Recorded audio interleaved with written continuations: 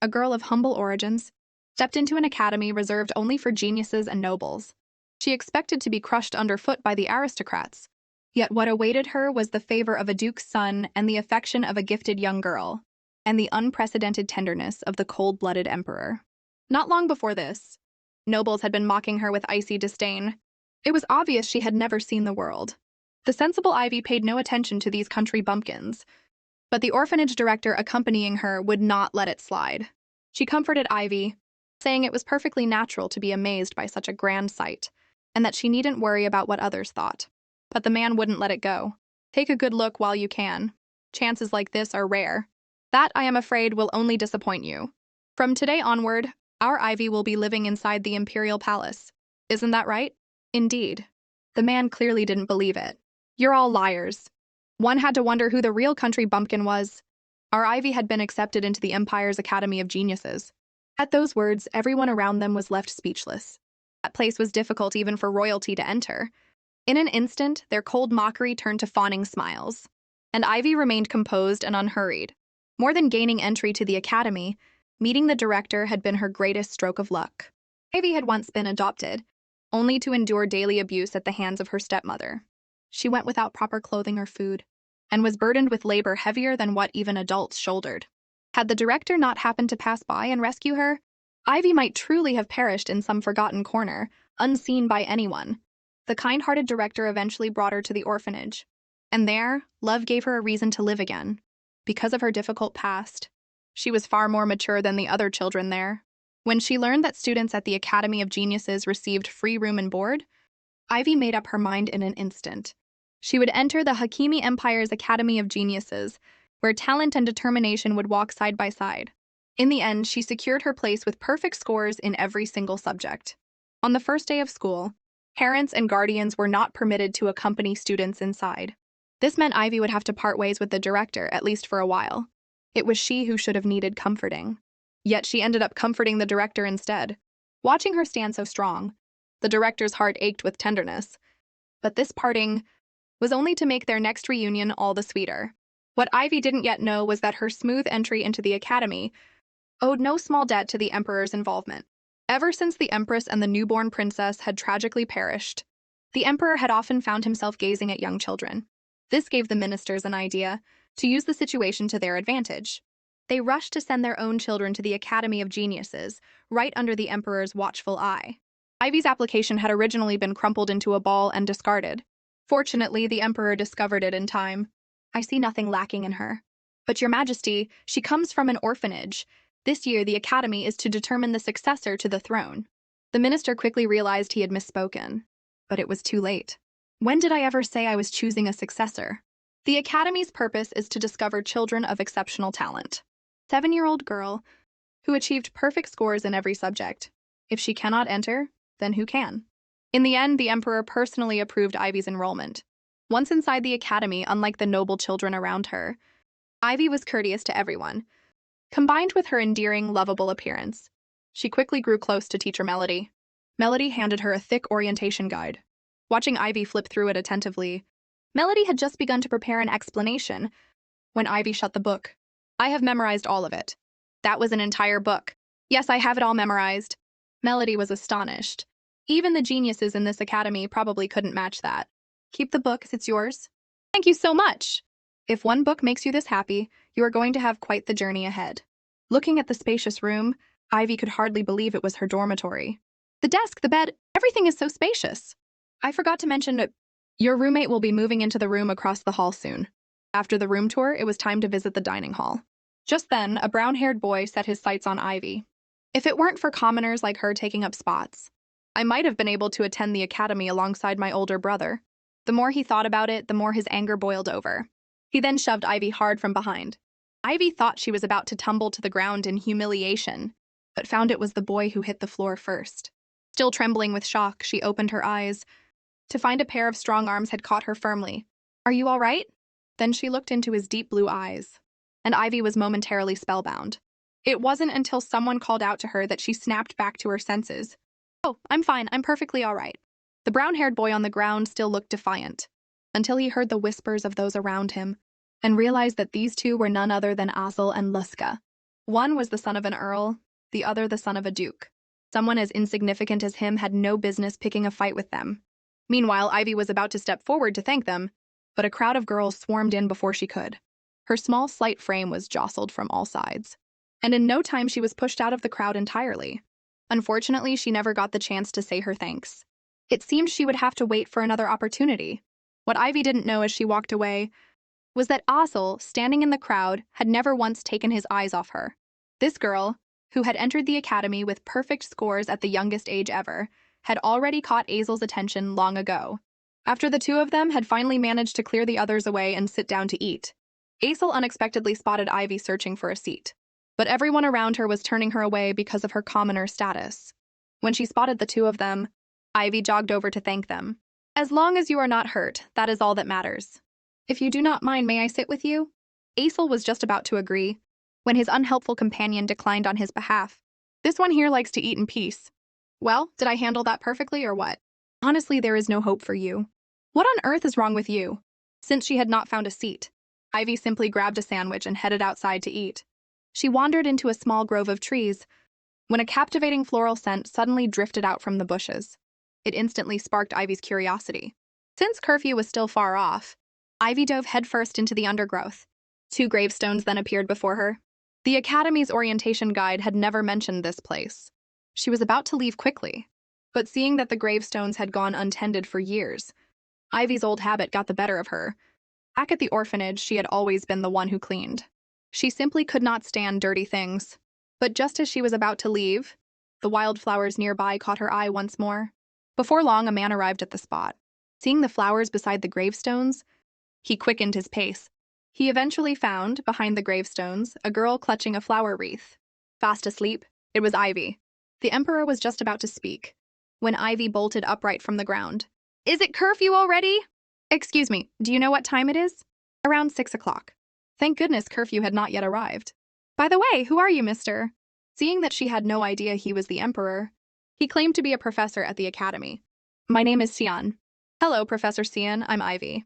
Looking at the child before him, the Emperor was momentarily lost in a daze. He had once talked with his wife about what their future child might look like. Chloe had said at the time, "I imagine our child will have golden hair and green eyes, and will be especially beautiful. If his child had lived and grown up healthy, she would probably have looked just like this." But he gave a bitter smile. He himself had been the one to bury that child. The Emperor collected himself. "What are you doing here?" "I was drawn here by the scent of the flowers." "I am sorry. Should I not have come in here?" The Emperor let out a soft sigh. "It is more that a child wandering around alone is far too dangerous." "Thank you. I will certainly keep that in mind." After thanking the Emperor, Ivy turned and crawled back into the bushes. "Professor Cian, please remember the name Ivy." With those parting words, she vanished into the undergrowth, leaving the Emperor standing alone, utterly at a loss. But when Ivy returned to her dormitory, breathless and flushed, she suddenly realized her handkerchief was missing. It must have slipped out while she was cleaning the gravestones. But then a thought occurred to her. She could use looking for the handkerchief as an excuse to visit that place again. With that thought in mind, Ivy opened her dormitory door, only to find the room packed with people. When those around her saw she was a commoner, their mockery was entirely unguarded. But Ivy had long grown used to it.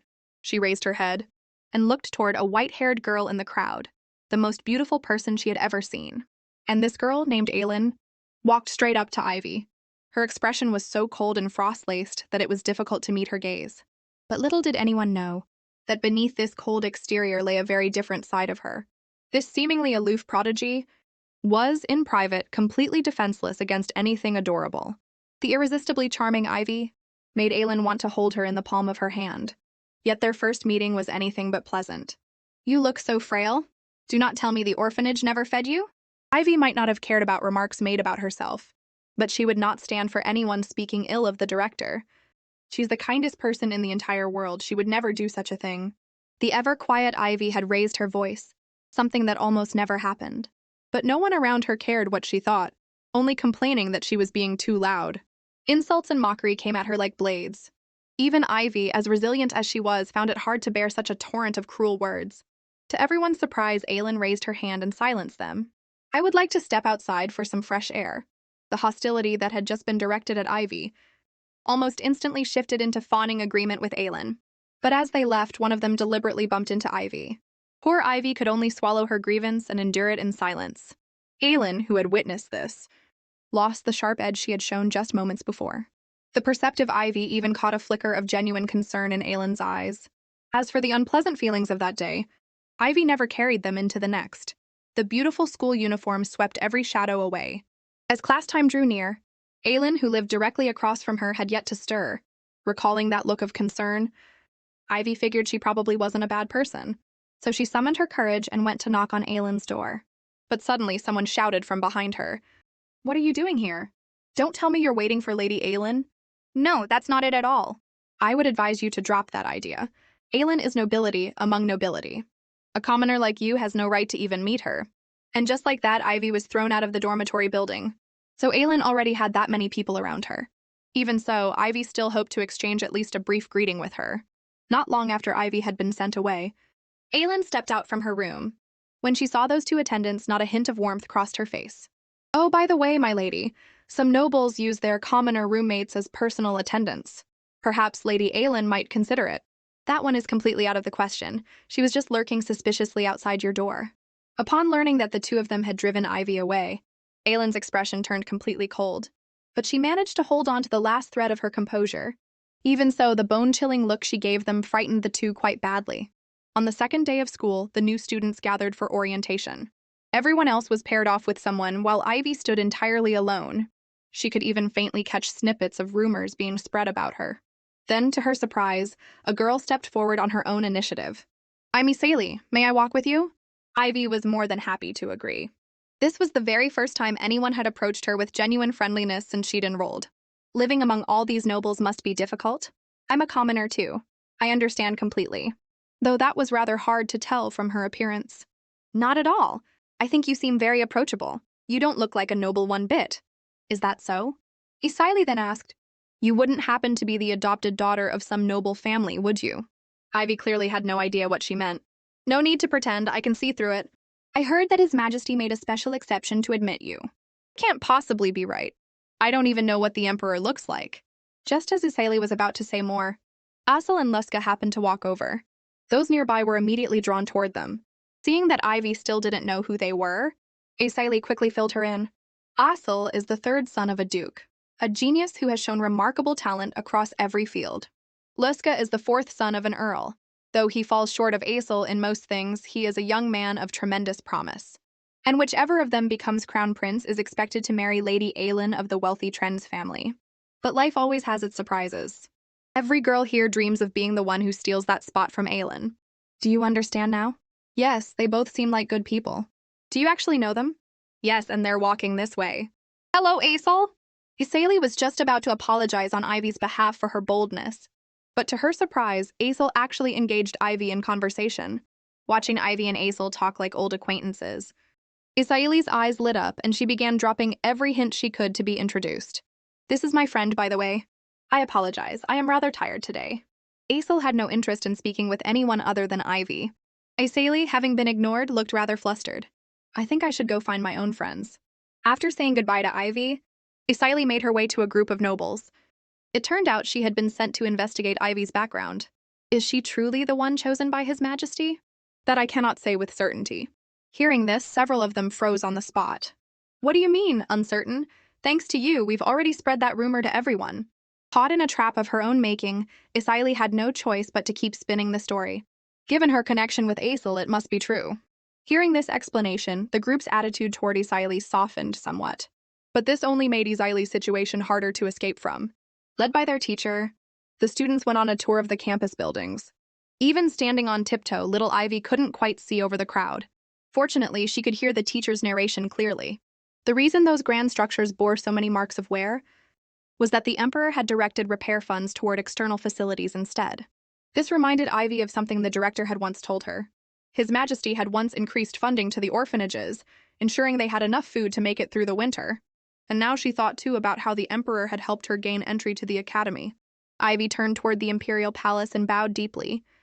When she lifted her head and glanced toward a window, a look of pure delight spread across her face. Isn't that Professor Sion? The Emperor, a man who made his court tremble, was standing there grinning like a fool at a little commoner girl. In the great hall, the ministers stood in absolute silence. Some even began to wonder if His Majesty had taken leave of his senses. And it was precisely because of the emperor's unusual behavior that a rumor quickly spread through the academy that Ivy was to become the heir to the throne. And Isaili, who had been the one to spread this rumor, now found herself in an impossible position. For after questioning Ivy, she had discovered that Ivy didn't know the emperor at all. But the words had already been spoken. To avoid being cast aside by her circle, she had no choice but to pin everything on Ivy. How has His Majesty been faring lately? What do you mean by that? Hearing this, Isaili raised her voice sharply.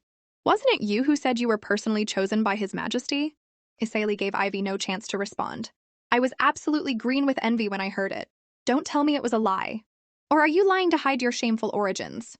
Seeing the situation spiral out of control, the teacher quickly stepped in. But a passing knight walked over. I just heard someone speaking about His Majesty. Without bothering to find out what had actually happened, he took the moral high ground and accused Ivy. I understand a child might act improperly out of jealousy, but His Majesty's name is not something you can tarnish carelessly. This could mean expulsion. The unjustly accused Ivy felt both wronged and frightened. She had done nothing wrong, yet was being made to bear the blame for someone else's actions. Just when the situation seemed to freeze, an unexpected reversal unfolded. Allow me to confirm it. Ivy was indeed personally selected by His Majesty. Aesel's tone was calm yet brooked no argument. The reason His Majesty approved Ivy's enrollment is that her results are as exceptional as mine, and yet she nearly failed to gain entry due to her humble birth. Knight, you understand what I am saying? Of course, young lord.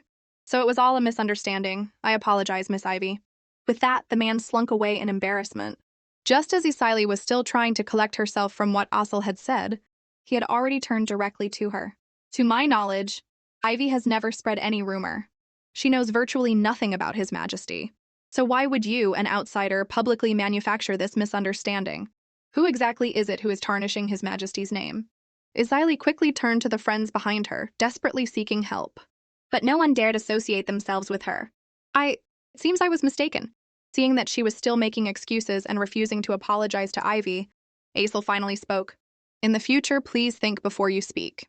The words sounded gentle enough, but they landed like a silent slap, stripping away every shred of Isaili's dignity. As he was leaving, Aesel glanced back, still concerned about Ivy, only to find her practically beaming with delight. So His Majesty had truly chosen her after all. She had been worried she might be expelled because of all this. But what Ivy saw as cause for relief looked to Isaili like shameless gloating. How could Isaili possibly swallow such a bitter pill? Suddenly a sly smile crept across her face. I just thought of a rather good idea. Seeing how tired everyone was, the teacher announced free time. At that moment, Ivy overheard someone talking about the emperor's portrait. She had long wanted to see the face of the one who had helped her. So with her innocent heart, she followed along. But eager as she was, she found only an empty frame waiting for her. So this section is still under construction. Though a little disappointed, she was still glad to have come and taken a look around. She hadn't expected to find a portrait of someone her own age. She just didn't know the name. Then one portrait made Ivy gasp out loud. This was the most beautiful person she had ever seen. A face like morning light spilling across a lake, bright and serene. So captivated was she that Ivy lost all awareness of those around her. When she finally came back to her senses, the room had long been emptied. She went to open the door, but found it wouldn't open no matter what she tried. Why would the door be locked? When assembly time came, Ivy was nowhere to be found. Aelin reported this to Melody. A professor who overheard also came over. You lost a child inside the Imperial Palace? Have you lost your mind? Does anyone know where Ivy is? After asking around with no results, the director sighed. It seems we can only wait until morning to search. Because the palace enforced an extremely strict curfew. Since the War of Succession 7 years ago, the emperor, having lost everything, had tightened the curfew severely. Anyone who violated it would face grave punishment. For now, all they could do was pray Ivy wouldn't be discovered. Yet the trapped Ivy had no idea any of this was happening. She knocked until her little hand turned red, but no one answered. Though her spirit was far stronger than most children her age, as darkness fell, and she sat alone amid the eerie gazes of all those portraits, fear was inevitable. She could only huddle in the patches of light, finding what little comfort she could. Then something caught her eye. Pure moonlight fell upon one portrait, gently drawing out the sheen of red hair. Of all the gazes in the room, these were the only eyes that did not frighten her. She even felt a strange warmth from them. But the cold and the loneliness eventually swallowed her whole. Meanwhile, Asil had also heard the news that Ivy was missing. Leaving a child that young trapped in the palace all night could leave lasting emotional scars. We have Imperial Palace passes, don't we? What are you planning? Let's go find Ivy. But the palace was vast. The two of them had no idea how long the search might take. Who is there? Curfew is in effect. This gave Luska quite a fright. I am Asil Karen. We hold Imperial Palace passes. But the next words shattered his composure entirely. The passes I gave you were not meant to be used like this. The person standing before them was the Emperor himself. Needless to say, both boys received a thorough lecture. When the Emperor saw they had no intention of leaving, "Speak then, why have you come?" Asil explained the situation with Ivy. Hearing this, the Emperor felt his heart tighten. That child was lost somewhere inside the palace. Given the sheer scale of the palace, and the insufficient number of guards on duty, he had to think of another way. "You two, go back, but your majesty," I said, "go back. I will have Serafina find Ivy." The two boys exchanged a look of astonishment. For Serafina was the most powerful mage of the age, and also served as the principal of the Academy of Geniuses. But Asil knew that using magic inside the palace was strictly forbidden. If the Emperor broke his own rules, the crown's credibility would inevitably suffer. Asil couldn't fathom it, that the Emperor would be willing to take such a risk just to find Ivy. Serafina was equally taken aback. "Using a tracking spell for one child? Your Majesty, did I hear you correctly? Don't make me repeat myself." Seeing the Emperor's grave expression, she asked no further questions. Though for her, it was actually welcome news. She finally had an excuse to flex her abilities freely within the palace. "I hope to succeed on the first attempt. As you know, magic within the palace is often disrupted. If Liliana were here to help the way she used to..." Before she'd even finished the sentence, Serafina knew she'd made a terrible mistake. "What did you just say? You had better answer me honestly. I will not go easy on you simply because you were close to my wife." "Well, you know Liliana was a bit special, don't you? Every time I was with her, my magic's precision improved noticeably. Why am I only hearing this now? Because Liliana told me not to tell you. Perhaps we should hurry and find the child." Serafina was terrified that if she lingered any longer, the Emperor might truly take it out on her. At that moment, Ivy was both cold and hungry. She couldn't understand why things suddenly felt so unbearable. She had gotten through worse before, hadn't she? Thinking back, always wearing thin, threadbare clothes, carrying out exhausting labor every single day, ending up covered in bruises at the slightest misstep. Food had been pitifully scarce. A single moldy piece of bread was considered a meal. It was only thanks to meeting the director that she had finally been able to eat her fill. Suddenly, a gentle light washed over her. Ivy rose and looked toward the window. The sight outside was like stars falling down to earth, and the streams of light seemed to be drifting straight toward her. Ivy stepped back in fright. Then she heard a soft voice. "It's all right. It is looking for you." Ivy froze, unsure who had spoken. When she turned around, there was only the gentle portrait before her. That moment, Serafina felt the spell connect. She quickly located where Ivy was. "Are you here to find me, teacher? I am so sorry I missed the assembly." "Goodness, such a tiny child. Are you all right? Do you have a fever? Why does it feel so cold in here? You haven't caught a chill, have you? And have you ever thought about becoming a mage? I think we'd make quite the pair." This rapid-fire barrage of questions brought Ivy's mind to a complete halt. The poor child was utterly overwhelmed. "Let us head back to the academy first." As they were leaving, Serafina suddenly glanced toward the wall, and a smile crept unbidden to her lips. No wonder the child was found so quickly. It seems Liliana is watching over her as well. Outside the door, the Emperor heard that Ivy was safe and unharmed, and let out a long, slow breath of relief. He would not step inside, partly to avoid revealing his identity to Ivy, and partly because he could not bring himself to face his wife's portrait. Not long after, Serafina brought Ivy back to the academy. They found Asil and Luska still waiting. "Why haven't you gone to sleep?" "Because we were very worried." This left Ivy puzzled. "Yes, finding you tonight was entirely thanks to these two. Of course, and also His Majesty." Serafina suddenly recalled the Emperor's instructions and quickly corrected herself.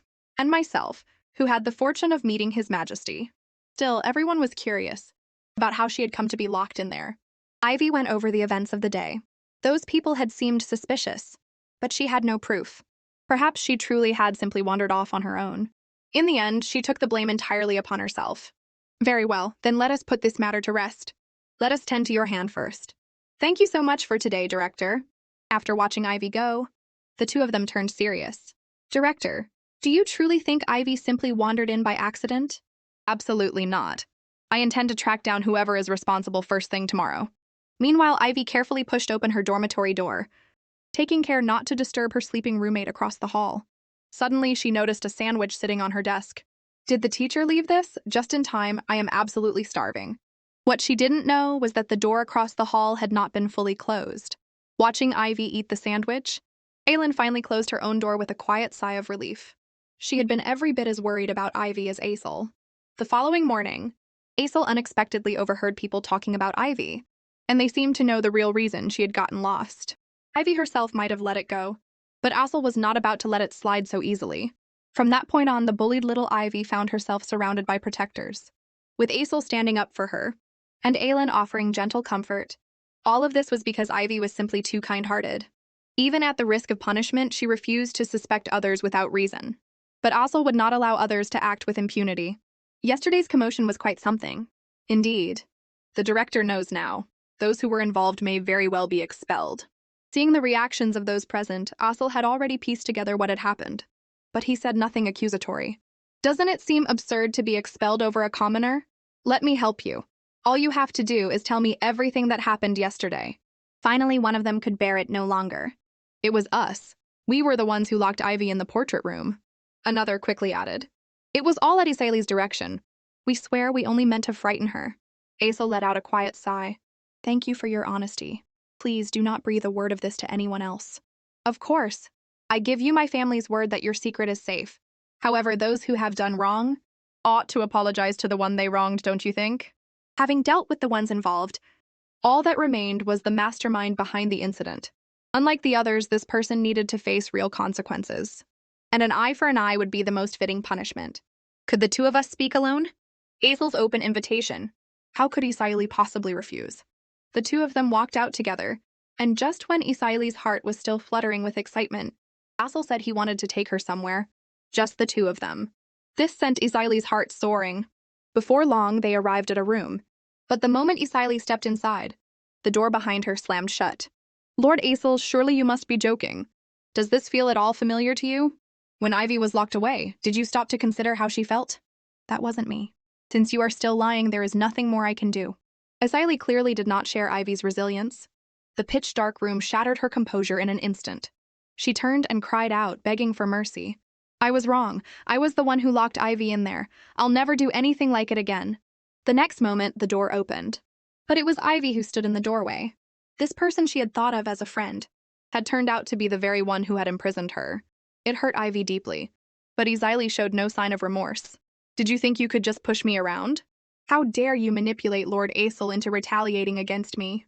As she spoke, she lost control and raised her hand to strike. But it was caught firmly by someone else. Haven't you caused enough trouble? Let go of me. But the moment Isali saw who it was, she fell instantly silent. For standing before her was the director herself. Do the things you just said mean nothing to you? Those words made Isali recall the moment she had been locked inside. Only after experiencing that despair firsthand did she begin to understand. After a moment, a look of remorse crossed her face. I let jealousy cloud my judgment entirely. I only meant to tease you a little. I never imagined it would go this far. Ivy, please forgive me. I promise I will never do anything like this again. Ivy was kind, but she was not foolish. She cut off the other girl's hollow, performative apology. I was locked in a cold, dark place, and it was all because of you. It was fortunate that the director arrived in time. Otherwise, I might have carried the trauma for years. And you knew you were wrong, yet you refused to apologize. The director was right. This is more than just a mistake, and I will not forgive you. The director stepped forward at that moment. It seems it is time to give you your punishment. From this day forward, you will offer Ivy a sincere apology every single day. Until she forgives you. You must be joking. I would sooner take a formal demerit than apologize to her. Refuse and the penalty will be doubled. In the end, Isali had no choice but to flee the scene in frustration. The director couldn't help but wonder aloud. Would such a light punishment truly teach her anything? Aisel stepped out as well. Your position hasn't changed, has it? You're forgiving the person who hurt you and asking us to keep it from everyone else. Yes, I won't change. Because the director at the orphanage always lived the same way. But after all that had happened, Ivy had, in her own way, become known throughout the academy. To avoid drawing attention, she moved quickly and kept to herself. Then by chance, she ran into Isali again. Perhaps the other girl had come to apologize. Or perhaps not. Clearly it was not. But Ivy did not press the matter. As long as no one troubled her again, she would count herself fortunate. May I sit here? Of course. Ivy looked up. It was none other than her own roommate, Miss Aylin. Miss Aylin, are you truly willing to dine with me? Of course, we're roommates. We should get along well from here on. The words left Ivy genuinely startled. I'm sorry, I didn't mean to react so loudly. But that flustered, wide-eyed expression of hers, and the way she had been puffing out her cheeks while eating, had Aylin completely enchanted. She really is absolutely adorable. It turned out that on the day of enrollment, Aylin had not originally been Ivy's roommate. It was simply by chance, as she was passing by, that she caught sight of the most adorable little dress. The reason Aylin was so taken with that ordinary little dress was because she had been born in the North, where the people were, as a rule, tall and powerfully built. Even at 10 years old, she already looked like a grown adult. As a result, Northerners had a particular fondness for small young children. As the youngest in her family, Aylin had been thoroughly spoiled by her parents. She got into fights every other day, though there was always a reason behind it. To give their daughter a better environment to grow up in, her parents thought it over carefully and decided to send her to the Academy of Geniuses. Aylin, of course, had no desire to go, but she knew that as a child of her family, it was an arrangement she could not refuse. And yet the trip had not been in vain. She had come across this girl, simply dressed, yet whose face was impossibly, utterly adorable. In Aylin's eyes, she looked just like a soft, fluffy little chick, and the way she had introduced herself with such earnest seriousness, it was unbearably endearing. But Aylin managed to keep her expression carefully composed. However, when she noticed how thin the girl was, she began to suspect that Ivy had suffered. She had simply expressed it in the wrong way, which had led to a misunderstanding between them. Ivy, I would like to apologize to you. Last time I made unfair assumptions about your orphanage. I was wrong. I am truly sorry. Ivy did not feel flustered simply because the apology came from Aylin. In truth, whenever anyone mentions I came from an orphanage, they always look at me with pity. That hurts, because the director always cared for us with everything she had. Just as Aylin braced herself to hear that she wouldn't be forgiven, Ivy's tone shifted. But you are the first person who has ever apologized to me for that. Thank you so much, Miss Aylin. The sandwich yesterday, that was you, wasn't it? You figured that out? Because the previous evening, Ivy had learned from the teacher that Aylin had also been staying up, waiting for her. I was very worried when you went missing. After all, you're so small and… no, that isn't what I meant. Oh, from now on, could you just call me Aylin? Really? Is that all right? Of course. Ivy truly hadn't expected it, that this cool, distant Aylin could have such a warm side to her. Just as the two of them were getting along beautifully, Luska and Asel suddenly appeared. Asel, let's eat here. All right. But the easy closeness between Ivy and Asel left Aylin quietly displeased. She paid even less attention to the redhead who tried to strike up a conversation. What is your name? Is a formal introduction really necessary just to share a meal? The atmosphere grew suddenly awkward, but the four of them together drew quite a few glances. Meanwhile, Azalee was conspicuously alone. Her former friends were all keeping their distance. Watching Ivy laugh and talk with the others only deepened Isaile's jealousy. An orphan, what right does she have to sit in the very place that should be mine? To turn things around, she planned to teach Ivy another lesson, this time one that would stick for good. Just as she was lost in her scheming thoughts, she heard a sharp gasp. Two people were bullying Ivy. The things they were saying were utterly vile. But Ivy rose to her feet, her face expressionless. What an idiot! If it were me, I would have gone to the teacher immediately. Isaile had initially intended to mind her own business, but these two pressed further and further, even going so far as to grab Ivy's bag. Commoner daring to act so brazenly. Where does she get the nerve? And Isaile, who was also a commoner, found herself thinking of everything she herself had done. A wave of shame washed over her. Someone of your station should keep her mouth shut. How dare you approach Lady Aylin? Ivy Olden. Isaile was standing at the back of the crowd. There you are. Miss Aylin has been looking for you. The very Isaile who had once wronged little Ivy now stepped in to defend her when she was being bullied. Of course, she didn't dare confront the nobles directly, so she invoked Aylin's name instead. And just like that, with a few well-chosen words, she diffused the whole situation for Ivy. Thank you, Isaile. Don't thank me. I simply couldn't stand watching you be so helpless. It's precisely because you keep tolerating it that these nobles keep pushing further. But Isaile didn't know that this kind of bullying was nothing more than child's play to Ivy. They are Aylin's friends, after all. You really are a fool. Be more careful from now on. Watching Isaile walk away, Ivy smiled to herself. Perhaps this was Isaile's way of apologizing. In good spirits, Ivy made her way back to her dormitory. She saw the course registration sheet on her desk. Only then did she remember she hadn't yet chosen a mathematics professor. Then I'll just pick the first one on the list. But unbeknownst to her, Professor Malice was famously the most ill-tempered instructor at the academy. The following day, Ivy set off for class full of excitement. At first, she was still in high spirits. But after walking for several dozen minutes, it seems to be much farther than I imagined. Yet when she finally arrived at her destination, the rundown, dilapidated site dealt her another heavy blow. The interior offered no improvement. That's all right. What matters is the classroom itself. Looking at the desks scattered crookedly about the room, is this really where class is held? At that moment, Ivy turned and looked at the blackboard. All registrants must solve 500 advanced mathematics problems and submit them before the next class. Little Ivy didn't see this as a deliberate attempt to weed students out. On the contrary, she thought it was exactly the kind of test the Academy of Geniuses should set. Her blazing determination lit up the room in an instant. And at that very same moment, a fellow student accidentally bumped into something. She looked up. None other than Professor Malice. Watching the children scatter and flee in panic, Malice wore his usual look of surly displeasure. Some people simply never learn to apologize. He had expected the classroom to be empty again, only to find little Ivy sitting there, perfectly composed. She wasn't the least bit frightened by his expression. She even greeted him politely. "You're the student who came for the class? Did you finish the assignment I set?" "Well, I did solve them. But there is one problem I simply cannot work out." "Then what are you doing here? Go back and change your course registration." But little Ivy refused to give up. "Didn't I say we're done? Don't let appearances fool you. I am actually very busy." "But Professor, I truly want to understand this problem." Sure enough, faced with Ivy's disarming earnestness, even the coldest heart would soften. "I want to understand this formula, but no matter what I try, I cannot grasp it." "You don't even understand this part? Then how did you solve all the ones before it?" Suddenly, Malice's eyes sharpened. Ivy had used an extraordinarily elegant method, one so refined it could be printed in a textbook. Ivy's voice snapped Malice out of his daze. "How could you not understand this one? You solved all the ones before it. They all use the exact same formula." As he spoke, he pulled over a stool. "Sit down. I am going to show you exactly where your careless error lies." He picked up a piece of chalk and began explaining while Ivy took notes diligently. The answer soon took shape on the blackboard. "Professor, I understand it completely now. You are truly remarkable. Nothing worth making a fuss about. It's entirely thanks to you for showing me the way." Seeing such a thoughtful child, Malice allowed himself a rare, faint smile. "It is already getting late, however."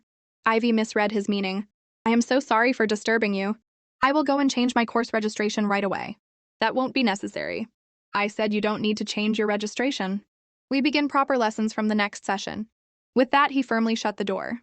It took Ivy a moment to process. The professor had accepted her as his student. Soon enough, the day of the next class arrived. Malice was feeling slightly uneasy about his earlier impulsiveness. After all, students never much cared for him.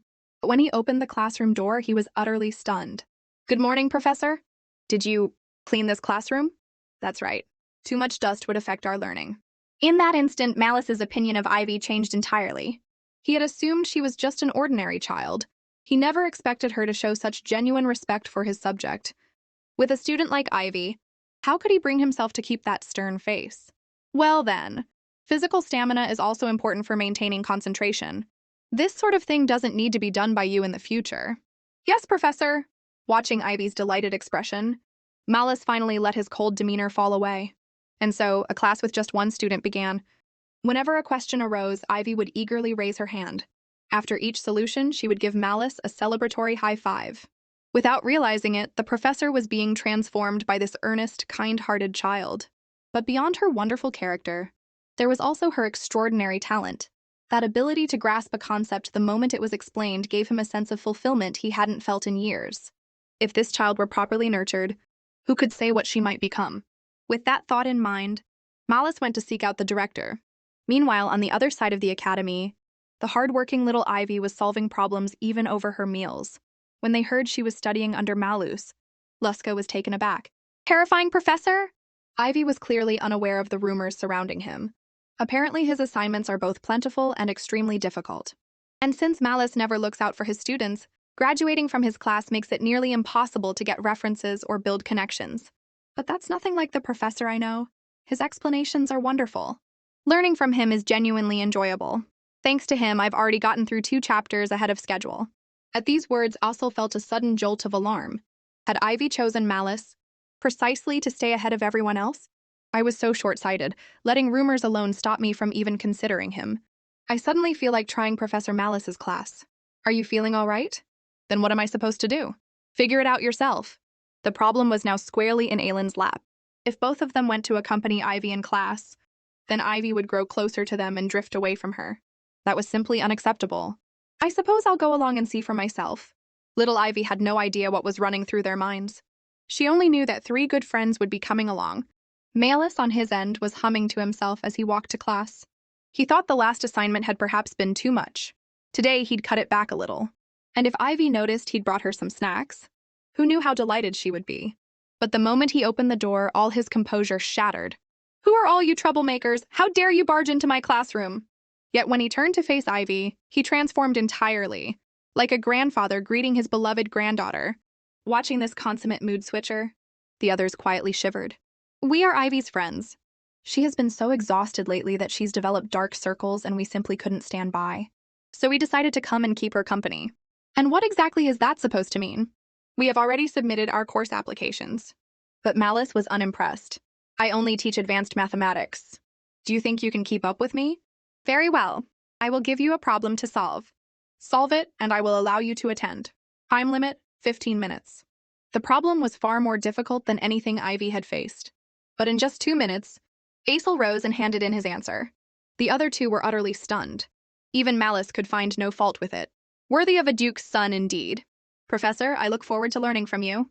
A few minutes later, Luska also succeeded in solving the problem. The teacher examined it carefully and was somewhat surprised. "How did you manage this? The very idea of using that formula. Teacher, am I a genius or what?" That remark made Malice swallow the compliment he'd been about to offer. "Fine, you have passed for now." With less than 5 minutes remaining, Ivy was still worrying about Aylin. But when she looked and saw Aylin sitting there so calm and composed, she felt certain there was nothing to worry about. But what Ivy didn't know was that Aylin was drenched in cold sweat. What do I do? What do I do? This problem is impossibly hard. The last thread of her composure was being spent entirely on maintaining her outward dignity. With time slipping away second by second, was this truly the end of Aylin's chance? Then she recalled the words of a former teacher.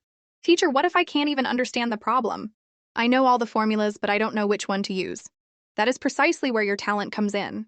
Try every formula in your head until one fits. In that instant, Aylin found her way forward. She stopped worrying about failing the test.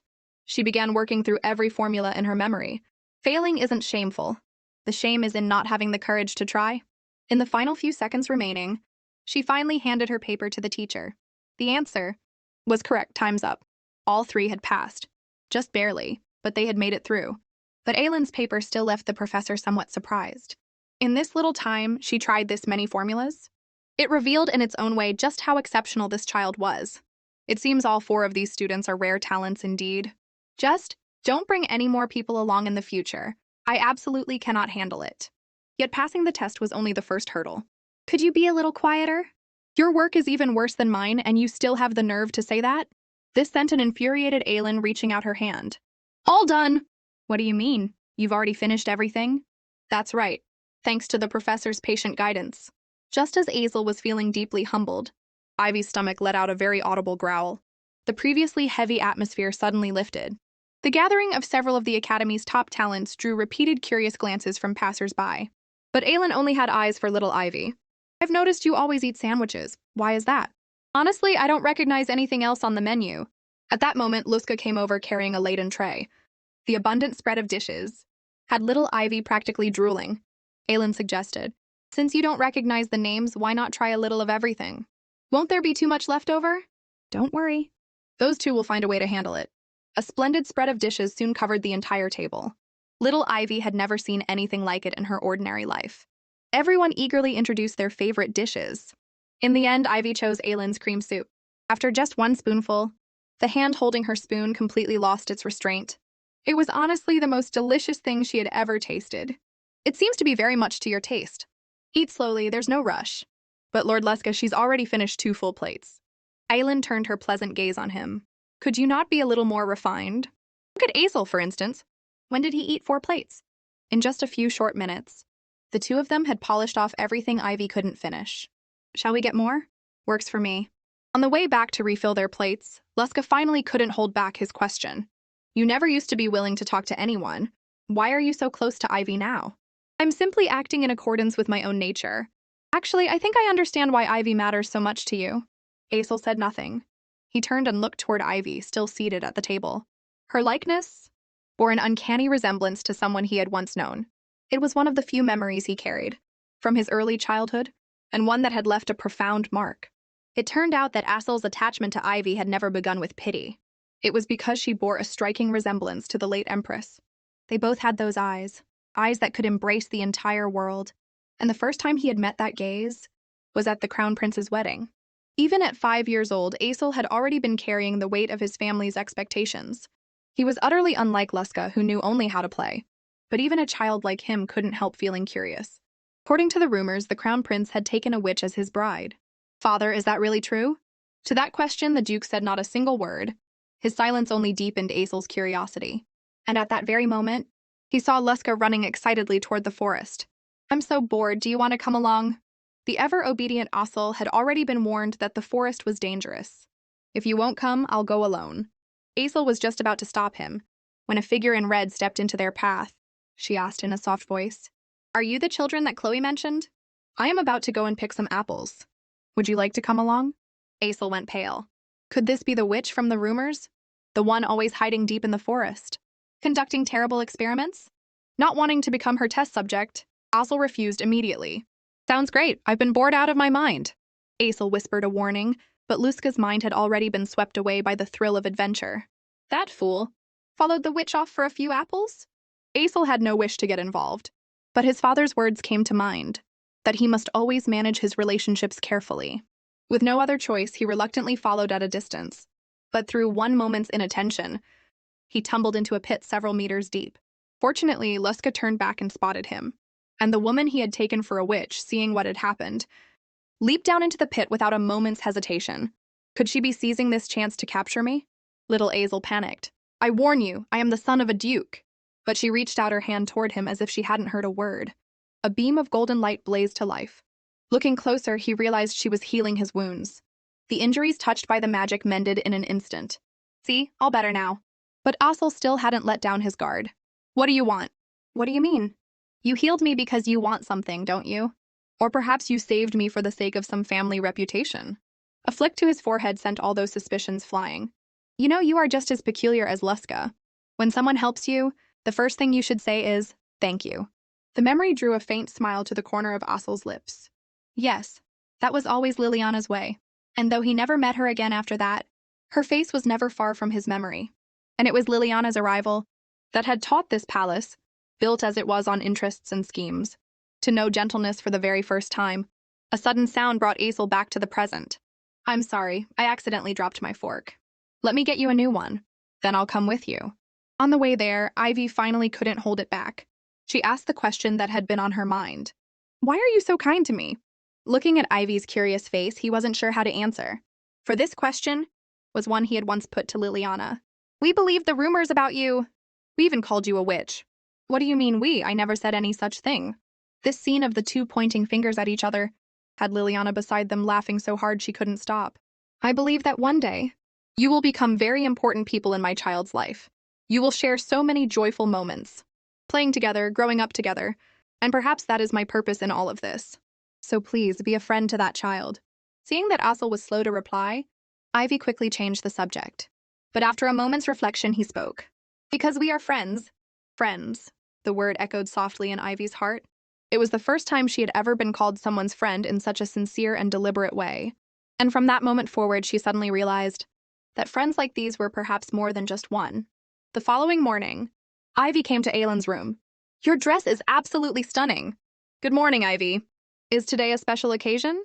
It seems you don't know yet. Today is Guardian Day. Every student is assigned a guardian. Today is the day they send us gifts. I had absolutely no idea. But as a commoner, Ivy surely wouldn't have a guardian. To make up for little Ivy's not having one, Aylin decided to bring her some snacks as a consolation. When they arrived at the main hall, it was already filled to bursting with gifts. When those nearby saw Ivy's delighted expression, they couldn't resist a snide remark. What is she doing here? It's not as if she'll receive anything. Ivy paid them no mind. She thought she'd just have a look and head back. As names were called one by one, Many students received the gifts they had been hoping for. Even though Ivy was not the one receiving gifts, seeing the joy on others' faces made her happy too. But her goodwill was not returned in kind. Since my presence seems to dampen the mood, Ivy simply turned to leave. But at that very moment, her name was suddenly called. Had she heard wrong? Could there truly be a gift meant for her? Is Ivy Olden present? Yes, yes, I'm here, teacher. Please accept your gift. Her heart pounding with excitement, her hands trembling. It was the first time she had ever received a gift wrapped with such care. It was like something straight out of a fairy tale. But just as she was about to head back to her dormitory, someone thrust out their hand. Hand it over, I need to inspect it. Someone like you. How could you possibly receive such a lavish gift? Little Ivy wanted to object, but didn't know how to begin. Others around them joined in agreement. But my name is written right here. Names can be wrong. What gives you the right to claim it's yours? Stop this at once. Everyone turned to look. There is no evidence that this gift does not belong to Miss Ivy, yet you accuse her so carelessly. Israela stepped through the crowd. Miss Ivy, are you all right? Ivy knew that name. It was a name that stood on equal footing with Aylin's. Miss Israela, doesn't it seem strange for a commoner to receive this? Is that so? It seems your doubts are still unresolved. In that case, Miss Ivy, I must say I'm not particularly fond of this suggestion, but to put everyone's concerns to rest, would you kindly open your gift here? Ivy had been planning to return to her room and open it carefully. That way she could preserve the wrapping. Now that was clearly not going to happen. She could only try to be as gentle as possible to avoid tearing the wrapping. But someone beside her, impatient, snatched it away. Right in front of her, they tore the wrapping to shreds. Seeing what was inside, the person gave a scornful laugh. Look at this pathetic gift, just as I suspected. Since when does a commoner have a guardian? With those words, they tossed it aside carelessly. A small black stone tumbled out. It rolled slowly to a stop at Ivy's feet. At the sight, the mockery from those around grew louder and more brazen. And Israela, who had just spoken up on Ivy's behalf, now wore an expression of hollow, performative concern. Miss Ivy, are you all right? I never imagined things would turn out this way. But as she spoke, the mockery on her face was no longer concealed at all. The sight drained all color from Ivy's face. This Israela who had just come to her aid was, in fact, the one laughing the loudest of all. The overwhelming wave of laughter and mockery seemed about to swallow her whole. Looking at the dark little stone before her, Ivy felt not a trace of shame on account of it. Even if this stone seems worthless in everyone else's eyes, to me, it is a precious gift from my guardian. And even as she spoke, the stone in her hand blazed with a dazzling radiance. Someone with keen knowledge recognized it at once. This is no ordinary stone. This is something imbued with power, something even the royal family would fight over. A magic stone. The first time the commoner girl received a gift, she left every noble present in stunned silence. The very stone they had been laughing at moments before turned out to be an extraordinarily rare magic stone. Even no larger than a thumbnail, it was something royalty would pay a fortune to possess. Those who had been mocking Ivy seconds before reversed course entirely. They crowded forward, each begging for a chance to touch it. Little Ivy had not yet adjusted to this sudden reversal. When Israela let out a cold, dismissive laugh, everyone turned to her with puzzled looks. I'm sorry, it's simply too amusing. I saw through it the moment I laid eyes on it. This is nothing but a fake magic stone. As everyone knows, market swindlers manufacture counterfeit magic stones to sell. And the one in our commoner Miss Ivy's hand is clearly a laughable imitation.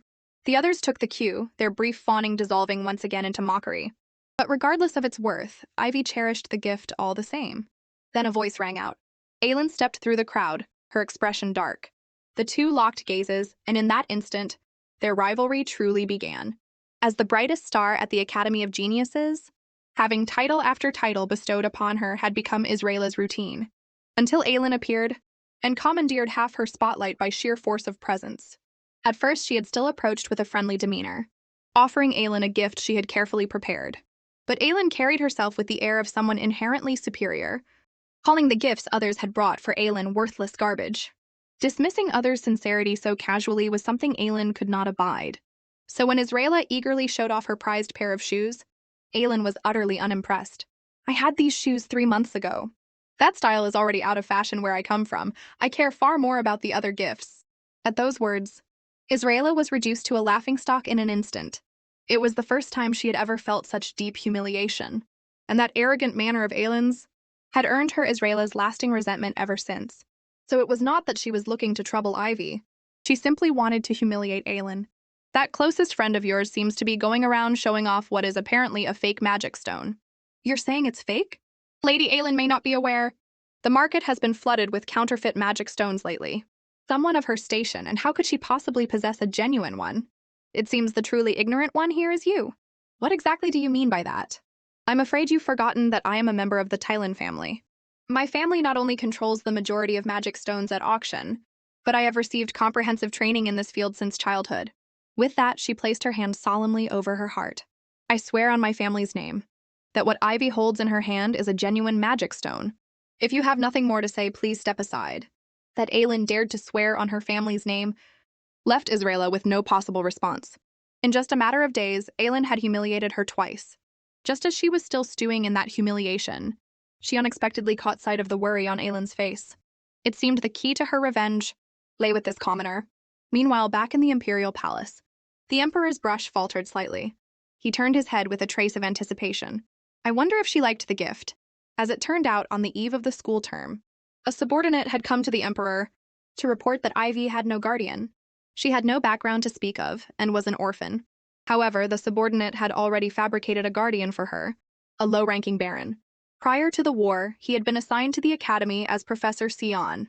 But during his unexpected encounter with little Ivy, he had used this name in the heat of the moment, and so became Ivy's guardian. The emperor had no objection to taking on this role. He only found himself uncertain about what gift to send. From among many options, he chose a magic stone. He hoped it might light the way for this child walking forward through the dark. The wrapping that others had torn to pieces, Ivy still gathered up every fragment. Aylin found this puzzling. This is a gift my guardian chose for me. Every piece of wrapping is part of the thought behind it. Hearing this, Aylin's resentment toward whoever had torn it only deepened. Calm down. I was upset for a moment before, but I'm fine now. The joy of the gift has already outweighed whatever small unpleasantness came with it. Speaking of which, Aylin, why did you come back so early?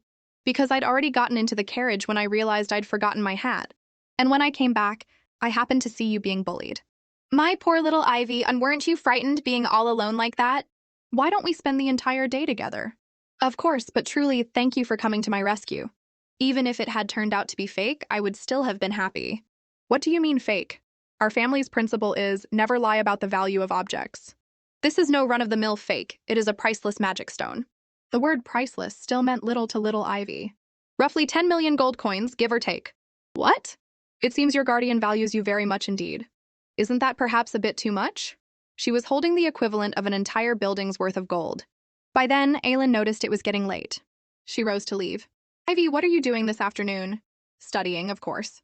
There are no classes today. It's Guardian Day. How about this? Ivy, today you should lie down and get some proper rest. Make up for all those late nights you've put in. Suddenly, Aylin noticed something. Is that something on the back of your hand? It's probably just dust. After Aylin left, Ivy's expression clouded with worry. She had no idea why that mark had appeared on the back of her hand. She only hoped it would disappear quickly. Otherwise, her friends would surely worry. Several hours later, Ivy bolted upright in bed. She had slept from noon all the way until sunset without realizing it. She glanced down at the magic stone. Ivy quickly tucked it safely away. But by chance, she found the handkerchief she had previously misplaced inside the box. The quick-witted Ivy immediately made the connection to Professor Sion. Could her guardian actually be him? She rushed off to the cemetery she had visited before. She pushed through the forest and over the thorns, and at last caught sight of his figure there. "Professor, I'm here!" But as she called out, she didn't yet notice that golden runes had lit up across the back of her hand. Sion heard the voice and turned. "It's me, Ivy Olden. I'm so sorry, I got stuck in the thorns." Shin reached out and pulled her free. "Are you hurt?" "I'm fine, Professor Sion." He noticed Ivy covering her right hand. "Did you hurt your hand?" "No, it's just a little itchy." "Let me see. A wound left untreated can get worse." Just as it seemed her secret was about to be revealed, the mark on her hand vanished suddenly. Seeing that Ivy had only torn her dress on the thorns, Shin finally relaxed. "Thank you so much for your gift. I have never seen such a beautiful stone. But I've heard magic stones are absurdly expensive. Are you sure it's all right to give me one?" "Of course, as long as you enjoy it. This magic stone is just something sitting unused at home. I will treasure it always, Professor. Oh, by the way, what is the name of your class? No matter how I look, I simply cannot find it." Sion felt somewhat embarrassed. "I have decided not to teach this semester." "Then what about your office?" This left the Emperor at a complete loss for what to say. That evening, The emperor instructed the director to arrange an office for him. Are you truly willing to go this far for that child? You don't need to put yourself through all this trouble. Professor Malice has offered to be Ivy's guardian. Isn't that the best of both worlds? I believe the professor was about to retire. He's so fond of Ivy that he's willing to delay it. No, arrange the office for me at once. Surely you're joking. I am not joking. Do as I say. Dismissed from the room, the director was completely baffled. Was this truly the emperor she knew? The following afternoon, after class, the professor announced that next week they would move to the main building for lessons. Though the space was a bit small, it was more than sufficient for the four of them. When there are no classes, you may use it as a lounge. But if you forget your assignments because of it, you will be barred from using it. After the professor left, Aylin began sighing heavily. I have no desire to go home this weekend. I only want to stay with my little Ivy. As it was the academy's first weekend, custom dictated that everyone return home and make an appearance. Tomorrow, parents will be coming to pick everyone up. What about you, Aisel? Going home? Of course, our estate is nearby. Ivy, aren't you going anywhere? It would be so lonely to stay at the academy all by yourself. The orphanage is simply too far away. Leska then made a suggestion. What about going to the festival? I've heard... Apologies. There was a pest nearby that needed dealing with. I was handling the same one. Not long after, students were picked up one by their families. Aisel and the others said their goodbyes to Ivy. The entire academy emptied out in what felt like an instant. Truth be told, she had quite wanted to see the festival. On the day she arrived, she had caught a fleeting glimpse through the carriage window. Those vibrant, bustling streets had truly been breathtaking, enough to set her heart racing. For someone who had grown up in an orphanage, it was something she could never forget.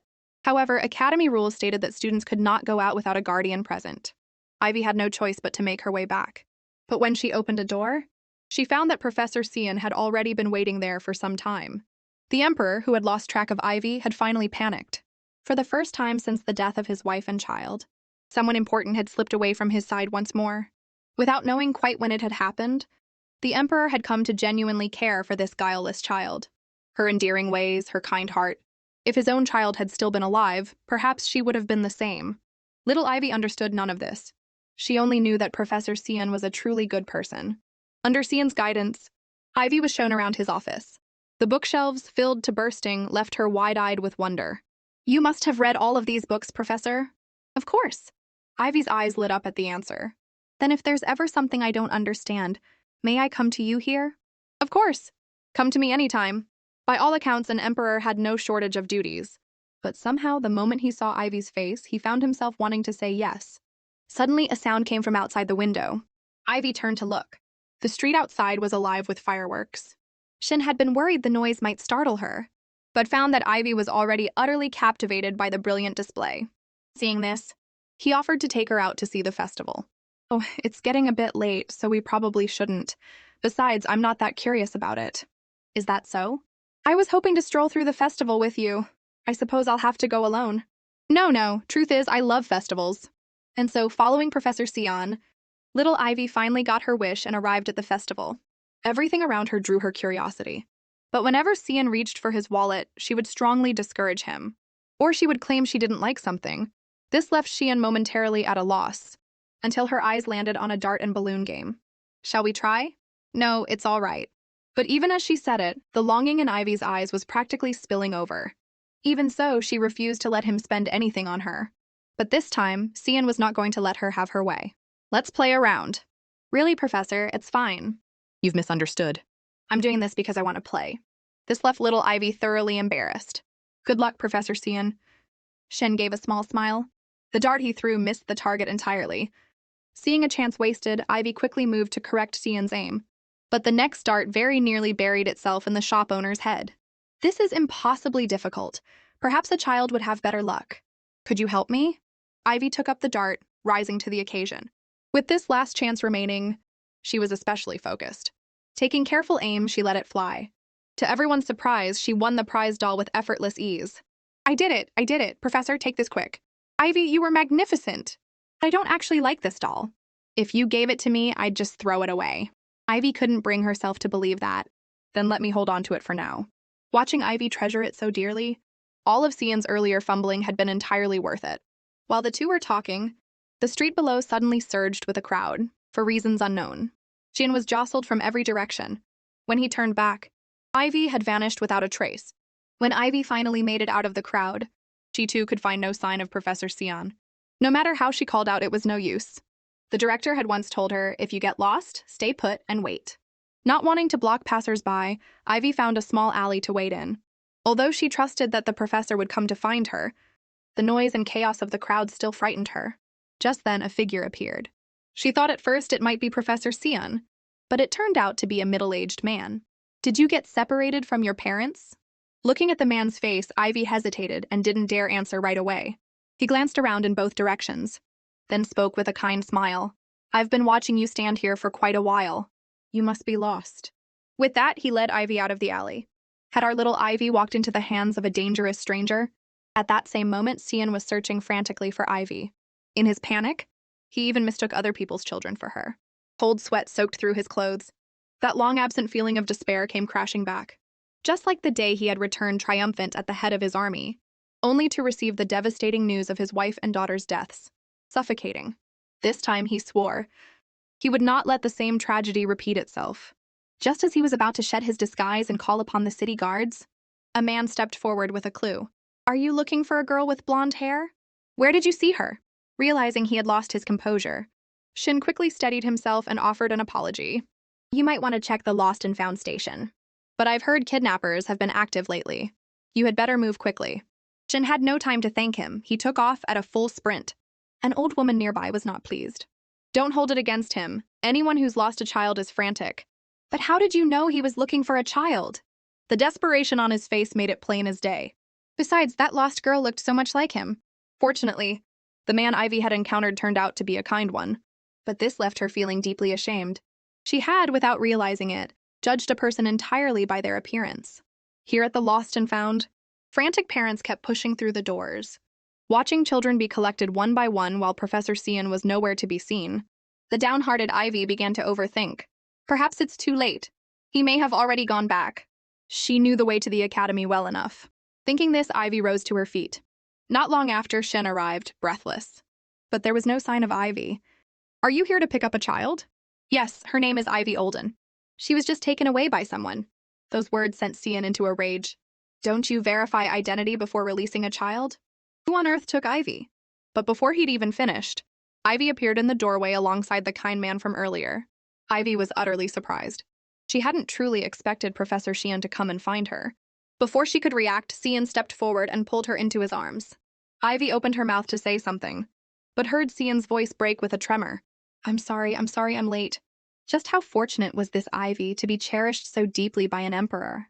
She had never once imagined that one day everyone would envy her. Right after leaving the Lost and Found, Sion happened to hear Ivy's stomach growl. Ivy, you told me earlier you weren't hungry. Well, I'm a little hungry now. Before she finished speaking, she was swept off her feet. Well then, let's go. I'll buy you all sorts of delicious things.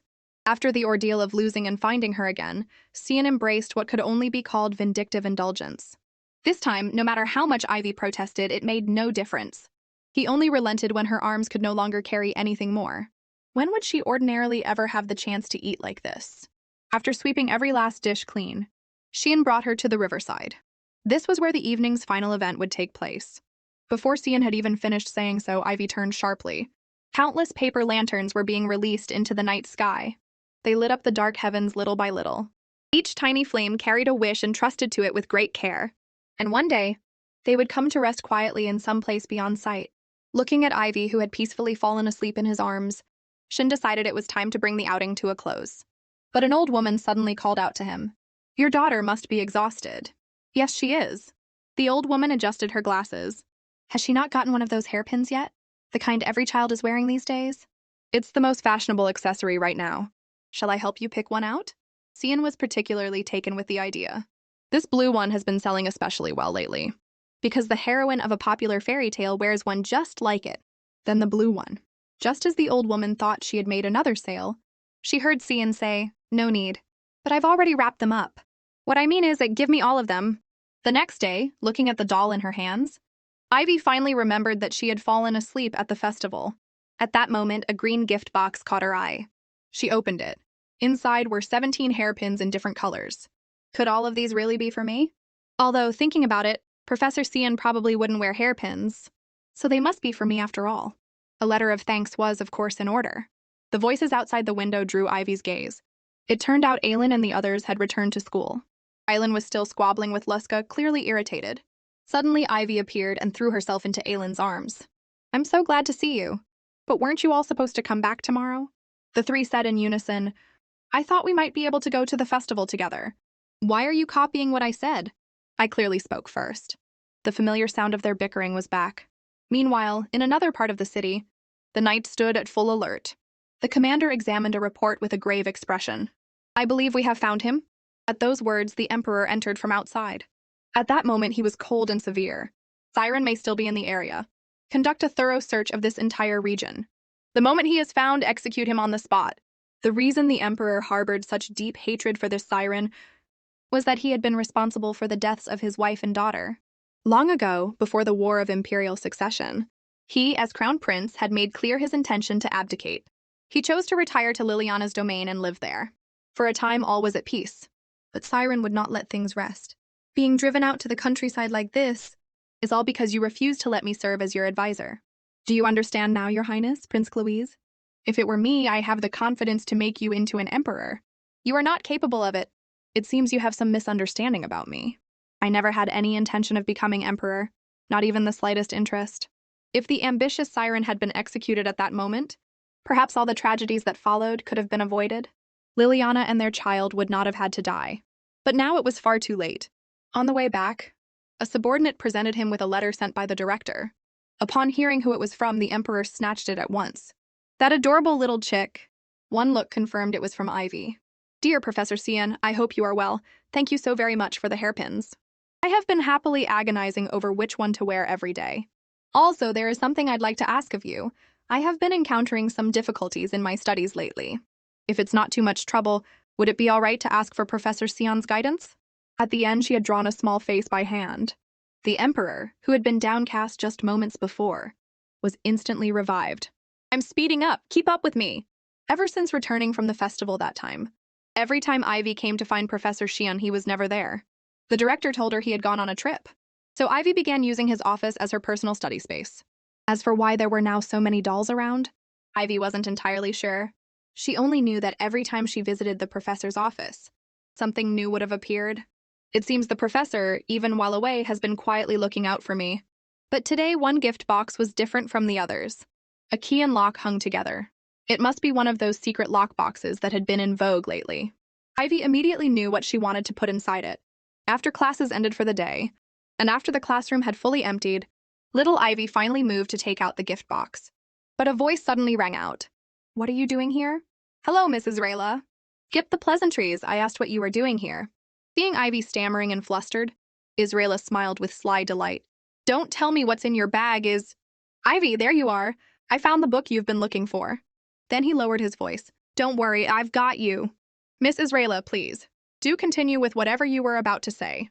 Seeing that she was unwilling to speak further, Liska asked with feigned innocence, "Could it perhaps be because I'm here?" "Never mind, it wasn't anything important." After watching her go, Liska gave a shudder. "She genuinely gives me the chills." "Thank you, Lord Luska. We don't need formalities between us." That said, if there's ever anything I can help with, just say the word. Now that you mention it, there actually is one thing. Of course. But things like hitting Ossel on the back of the head or setting traps in Professor Malice's classroom are off the table. What kind of person do you take me for? With Ivy in his life, the Emperor's dedication to his duties had been slipping steadily. Work he would ordinarily have finished ahead of schedule was now being dragged out as long as possible so he could see Ivy. The minister stared at the mountain of paperwork but didn't dare say a word. "Don't worry. I'll do it when I get back." The Emperor himself was well aware of the change. This was simply not how he had always conducted himself. Just as he was brooding over it, he suddenly stopped in front of the forest. His expression tightened. The documents in his hand fell to the ground. It was then the Emperor realized he had forgotten the most important thing. How long had it been since he had last visited his wife and daughter? The search for Siren had consumed him so completely that there had been no moment to spare. Yet no matter how busy things grew, he used to come every 3 days without fail. And yet this time, 2 entire weeks had slipped by. His reason told him there should be no hesitation. He should set out for them at once. But the promise he had made to Ivy gave him an unusual pause. The image of that child grew ever clearer in his mind. Her expression, the way her smile lit her face. It gave rise in him to a strange illusion, as though certain things long since lost were quietly finding their shape again in her. Yet even as he stood there, he murmured to himself, "What are you thinking? What could possibly matter more than going to see your wife and daughter?" And yet his feet, because of Ivy, could no longer move forward. At last he cast one long look into the depths of the forest, at that dim path winding toward the cemetery. Then he turned away and bent to gather the scattered documents from the ground. "Forgive me, Liliana, please, wait a little longer. If you had seen that child yourself, I believe you would understand." "Ivy, I'm sorry to have kept you waiting. You weren't bored, were you?" "Not at all, Professor Cian. I was busy preparing this and that. Not bored in the slightest. First to make an appearance, the book we'll be studying today. Then the tea prepared in case the professor gets thirsty. And the snacks, just in case either of us gets hungry. It looks as though Ivy has been looking forward to this for quite some time." It was a relief not to have let her down. "Well then, let us begin right away." "Yes, Professor Cian." But as the lesson went on, Ivy noticed something was off. "Professor, are you tired?" "Why do you ask?" At that, Ivy raised her small hand and leaned close to Cian. "Because the shadows under your eyes are frightening, and your eyes are a little red." Those words struck the Emperor like a blow. He had concealed himself just as carefully as he always had. As Emperor, he had to maintain an air of unshakable authority to hold his ministers in check. Showing even a trace of exhaustion was simply not an option. And yet this carefully maintained facade had been seen through effortlessly by a child. So even he has moments when his guard slips. I'm sorry, Professor. Please forgive my impudence." "It's perfectly all right. If anything, I should thank you for your concern." It was not until the academy bell rang that the two of them realized how late it had grown. "Then let's stop here for today." "All right, Professor Cian. Tell me, did I actually manage to help you?" "Of course, Professor. Though I felt my explanations were perhaps a bit hard to follow. Just a tiny little bit." At that, the Emperor's resolve was reignited. He would have to work considerably harder on his teaching. Yet difficult as his explanations had been, Ivy had kept up entirely, and could even draw her own conclusions from what he had taught. Seraphina's words calling her a genius had seemed like an exaggeration at the time. At this rate, she would before long surpass the very professor teaching her. "It's getting late, let me walk you back to your dormitory." So as not to reveal his true identity, the Emperor escorted her only to the vicinity of the dormitory, reasoning that this way no one would recognize him. But then he suddenly spun around. "Who's there? Who is it?" After a long rustling in the undergrowth, a small rabbit came bounding out. "It's just a rabbit." At that, the Emperor let out a long, relieved breath. "Oh, that's right. I have something for you. These are some materials I've put together. That should help with your studies." Ivy received the materials as though they were precious treasure. "Thank you, Professor." The two then waved goodbye to each other. But at that moment, Ivy had no way of knowing that their entire conversation had been overheard, word for word, by Israela lurking behind a tree. Our poor little Ivy. Yet another villain has set her sights on her. It turned out the conversation between Cian and Ivy had been overheard by Israela quite by accident. But when she brought the news to her father, he dismissed it without a second thought. The clan head's only concern was that she had ruined her relationship with Aelin. But that's because she always takes the side of a commoner. At that, her father's expression fell with disappointment. "I thought you at least had a clear head. It appears my expectations were far too high. From now on, don't bother coming home. Until you have proven your worth. Do not let me see your face." Such words were more than Israela, always so proud and could bear. Since childhood, she had been the very embodiment of perfection. Within the clan, she was unrivaled in every way. Never before had she been made to endure such humiliation. Just then, her brother's voice came from behind her. "So entering the academy has made you arrogant after all. If you've come to mock me, then please leave." Her brother closed the door behind him. "I've come to help you. I heard a commoner has gotten hold of a magic stone, is that right?" Upon learning that the magic stone in Ivy's possession was worth tens of millions in gold, her brother grew curious about the identity of Ivy's guardian. "Israela, you said you heard him? He called himself Professor Cian?" "Professor Cian, if I'm not mistaken." With the thought only half spoken, her brother rose to leave. As he went, he left one instruction. In the meantime, keep a close watch on that child called Ivy. A few days later, poring over the information her brother had gathered, Israela found it difficult to believe. The real Professor Cian was apparently a man of 70 years of age, and he had gone home long ago due to illness. The man's age clearly did not match. So then, Ivy harbored a secret she could share with no one. This lowly commoner, she had finally found leverage against her. Against Aelin, she was powerless. But getting a commoner expelled, that would be easy enough. Ivy, too, suddenly felt a chill run down her spine. At that moment, she was standing in the building where she had first met Professor Malus. It was all because of Leska's invitation. He had specifically asked her not to tell anyone else, though she didn't know why. Faithful to her word, little Ivy had come alone. She pushed open the door to the dilapidated classroom. Has Lord Leska not arrived yet? I'm right here. Lord Leska, you startled me. Sorry. I actually arrived quite a while ago. So, can you tell me now? Why did you ask that only the two of us meet? Leska's cheeks flushed as he stumbled over his words. Can you promise you'll listen seriously and not laugh? Of course, I would never laugh at you. After I finish saying it, you're completely free to refuse. This boy was being so formal about it. Could it be? Thank you so very much, Ivy. I finally worked out this problem. Only you could help with that. Though he had come to Ivy for help with a problem, Ivy could sense just how much progress Leska had made. With just a small hint from her, Leska immediately worked out the answer entirely on his own. But why didn't you go to Professor Malus? I can't. He's far too intimidating. Come to think of it, that was fair enough. He would definitely say something like, you have a sharp mind. You just refuse to put in the effort. That's exactly what he'd say. But why did you want me to tutor you in secret? Because I don't want to look like I'm trying too hard. He could never catch up to Aesel to begin with. Even Professor Malus looked at Aesel with undisguised admiration. If he pushed himself to his limits and still fell short, wouldn't that just be humiliating? Ivy was just about to correct his way of thinking when Leska suddenly rose to his feet. I was just talking nonsense, but don't take it seriously. By the way, how did you get away from Aelin?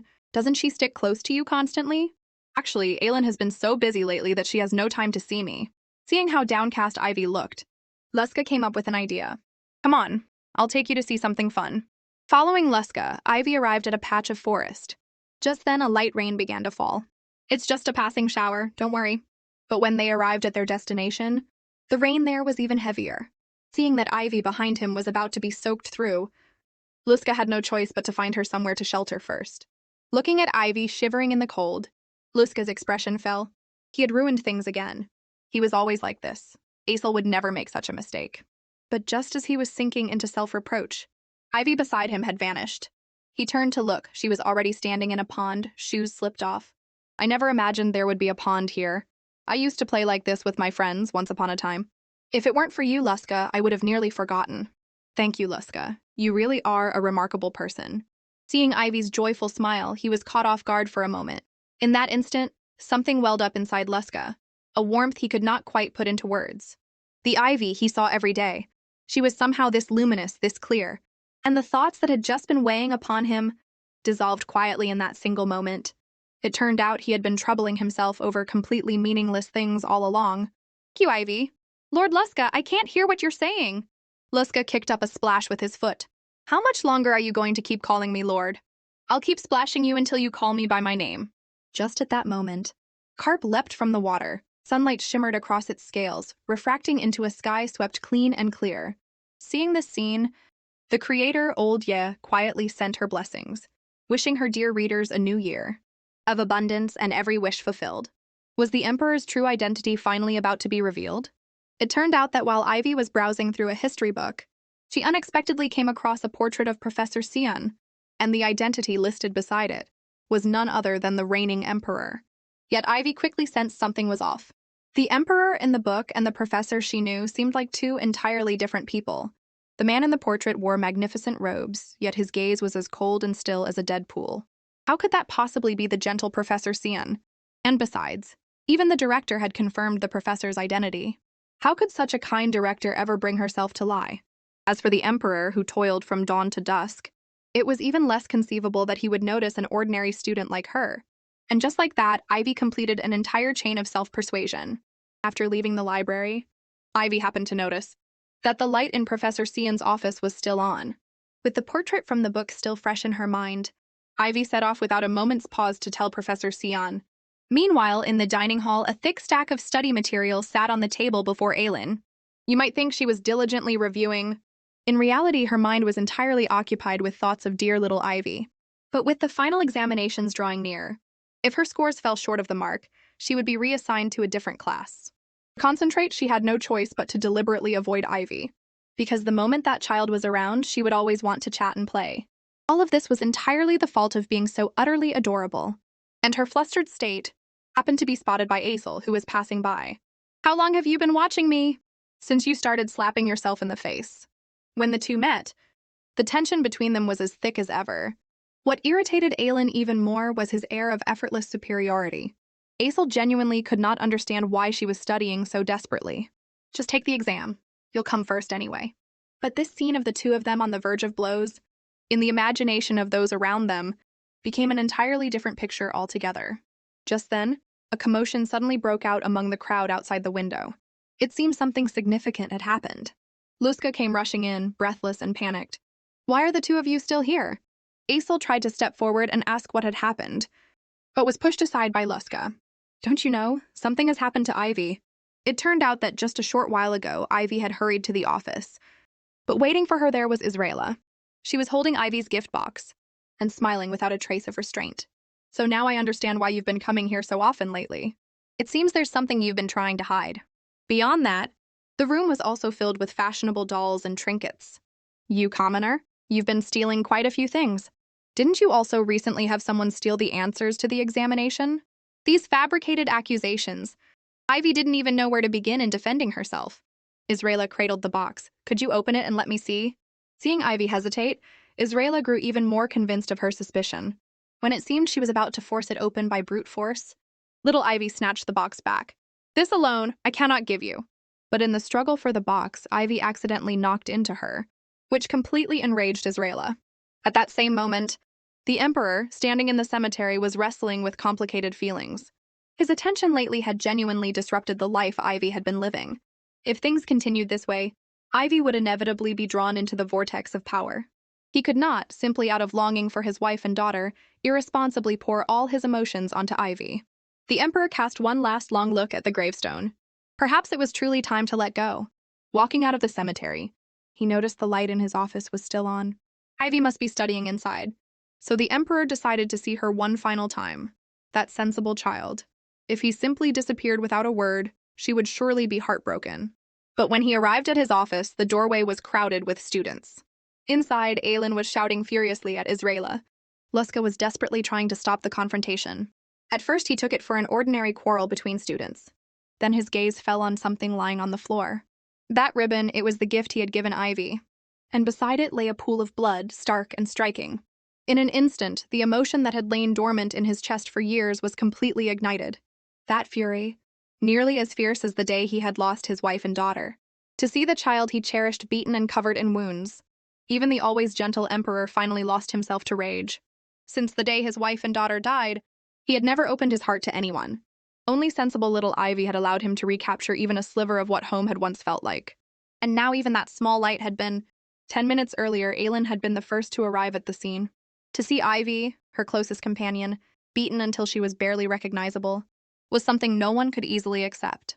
Hot-tempered Aelin threw all concern for appearances to the wind and came to blows on the spot with Israela's followers. After forcibly shoving them apart, Aelin turned her fury squarely on Israela. The slap had not yet landed when Luska seized her arm. "If you strike back now, it will only be ruled as mutual assault, and that will make it impossible for Israela to receive the punishment she deserves." But how could such humiliation simply be swallowed? "The three of you, how dare you gang up on a 7-year-old child? Someone like you deserves to be expelled." Seeing Aelin held back, Israela seemed to recover her nerve. Expelled? Over a lowly commoner? Rest assured, the one who should be expelled is her. This beggar who crawled out of an orphanage. At that moment, if Luska had loosened his grip even slightly, Aelin would have torn Israela's mouth apart. She truly could not fathom how anyone could be so cruel. But Israela clearly had an ace in reserve. "I discovered this girl stole the answers to the examination and hid them in that box." The moment those words were spoken, a murmur ran through the crowd. The tide, which had been unanimously against Israela, began to fracture. She protected it so desperately. Could it actually be true? Aelin gradually forced herself to calm down. She knew she could not lose her head now. She then moved to Ivy's side and said, "I believe you. You would never do such a thing. But if you want to clear your name, could you show them what's inside the box?" Aelin was deeply pained. She knew full well the kind of person Ivy was. But these noble-born children before them had never been ones for reason. Unless the truth was placed directly before their eyes, all denials would be in vain. Just as the instigator was smiling smugly, certain that victory was in her grasp, every pair of eyes in the room turned toward the doorway. There stood Professor Sion, his expression utterly blank, and not a single soul dared make another sound. Aelin felt an uncanny sense of recognition. Then Ivy suddenly called out, "Professor Sion! So this is the person Ivy mentions so often? And yet I feel as though I've seen him somewhere before." And looking at the expressions on Luska and Aesel's faces, only deepened the suspicion forming in Aelin's mind. In all the world, there was only one person who could make them look like that. And yet Sion disregarded everyone else and came directly to Ivy's side. Gently, he wiped the blood from her face. His touch was light, and yet it seemed as though he were straining to hold something back. The frost in his eyes had nearly solidified into something tangible. "Bring me a damp cloth." Luska and Azel bowed their heads in unison and moved at once to comply. The scene left everyone watching absolutely dumbstruck. But Israela's arrogance had not yet subsided. "It's just a professor, ordering students around by pulling rank. She is a noble, after all." "Everyone look. This beggar is putting on a pitiful act to earn your sympathy." But the words died in her throat before she could finish, because Sion's razor-sharp gaze stirred something deep inside her, and an instinctive, uncontrollable fear. It was the pressure that emanates from one born to stand above others. Israela still forced herself to push on. "Why are you looking at me? You were clearly the one who gave her the answers. I don't know what the commoner promised you, but you won't escape punishment either." Hearing someone speak against Professor Sion, Ivy could no longer sit still. "The professor is absolutely not that sort of person. I don't care how you insult me, but I cannot allow the professor to be dragged into this because of me." At this point, Ivy had no choice but to open the box and prove her innocence. Watching each item tumble out, Israela grew increasingly smug. But until the very last item fell from the box, there was nothing of the so-called answers, only snacks Ivy had been saving and her treasured notes. The others were puzzled. Why is it just a pile of junk and food scraps? But to Ivy, these were all precious memories. Small warmths accumulated little by little. But the most important thing right now was that there were no answers, not the ones Israela had claimed. Israela's expression changed abruptly. Unable to accept it, she began searching frantically through everything, desperately hoping to find what she was looking for among the notes. At this point, the truth had fully come to light. Since Ivy had given everyone an account of herself, it was now Israela's turn. But to everyone's surprise, she turned the tables. "Stop right there, you fraud of a professor! My brother has investigated everything. The real Professor Sion is an old man. You are nothing but a deceiver." Ivy was about to defend Professor Sion when Sion himself made the admission. "You are correct. I am not Professor Sion." Israela was instantly elated. "I knew it. Neither of you is any good." Ivy looked toward the professor with some anxiety, though she little knew her worry was entirely unnecessary. It all came down to whether Sion chose to reveal his true identity. Just then, a voice rang out. The director came rushing in, anxious to restore order. And in Israela's eyes, the director was nothing less than a lifeline sent to champion her cause. "You've arrived at exactly the right moment. I've just exposed the entire truth. That so-called Professor Sion is nothing but a fraud." But the director, seeing who had come, went instantly pale with fright. The person standing before her, she knew him all too well. "Your Imperial Majesty, how have you come to be here?" Those who had bullied Ivy finally faced their reckoning. Yet what justice brought in return, the story tells us, was a growing distance between Ivy and the Emperor. As the Emperor's identity was revealed, every last trace of Israela's bravado evaporated. But she could not understand. Why would His Majesty concern himself with a commoner? "Why do you call Ivy lowly?" "Because she came from an orphanage. Everyone knows that." Even now, Israela still clung to a sliver of desperate hope. "Look at her. She even eats discarded food, and those things are obviously stolen." "That is not true. I have not stolen anything. I only picked up things others had thrown away. They still looked usable. I thought they could help the matron at the orphanage." For a moment, the Emperor fell silent. Only now did he understand Ivy's reason. Everyone has their pride. Ivy had not wished for anyone to know she was using what others had discarded. There was nothing shameful in that. And moreover, she had intended to bring these very things as gifts to the orphanage. At this, the director looked utterly bewildered. But seeing the dark expression on the Emperor's face, she could tell nothing good was coming. The Emperor let out a quiet sigh. At this point, his identity could no longer be concealed. The director, seeing this, was the first to bow. The other students followed in her wake. The cries of "Long live your Majesty" rang through the room until the very air seemed to tremble. At that moment, the last of Israela's illusions shattered completely. The commoner she had been tormenting all this time, standing behind her, was the ruler of an entire nation. The Emperor posed the question directly. "Seraphina, What is the punishment for assaulting a fellow student at the Academy of Geniuses? Though the director did not know the full circumstances, from Ivy's condition she could surmise the general situation. Depending on the severity, anywhere from a week's suspension to permanent expulsion. Then for those who publicly humiliated a fellow student, accused her of crimes without a single shred of evidence, and used violence against a young child, what would be the fitting punishment? Without question, expulsion, and permanently barred from re-enrollment. The punishment may extend to encompass the family's standing, and be restricted accordingly. In just a few words, the verdict had been handed down. Hearing it, Israela's entire body trembled uncontrollably. She had been expelled. And because of her, her brother, who had been working toward the academy for years, would be implicated as well. If their father were to learn of this, what would become of her? Israela did not even have the courage to think it through. All she could do now was beg desperately for mercy. I'm sorry, I was wrong. I will apologize to Miss Ivy. But it was far too late. She had been given countless opportunities to admit her wrongdoing. Yet each time she had chosen arrogance and prejudice. Now she was simply reaping what she had sown. Outside the academy infirmary, the emperor paced in burning anxiety. His attendants had never once seen His Majesty look like this. Then the doctor pushed the door open and stepped out. The emperor, losing all composure, spoke loudly, asking about Ivy's condition. Fortunately, Ivy had only some bruising. Within a week, she should recover well enough. At that, the emperor finally let out a long breath of relief. There is, however, one small matter. Didn't you just say she was doing fine? It's not regarding her injuries. It's that the child appears to have had quite a fright. The emperor was also worried Ivy might carry some psychological wound from this. It was clear he had underestimated her. Seeing her carefully and solemnly kneel in greeting, "Your most respected Majesty, long live your Majesty." The emperor stood motionless. The scene he had least wished to witness had come to pass.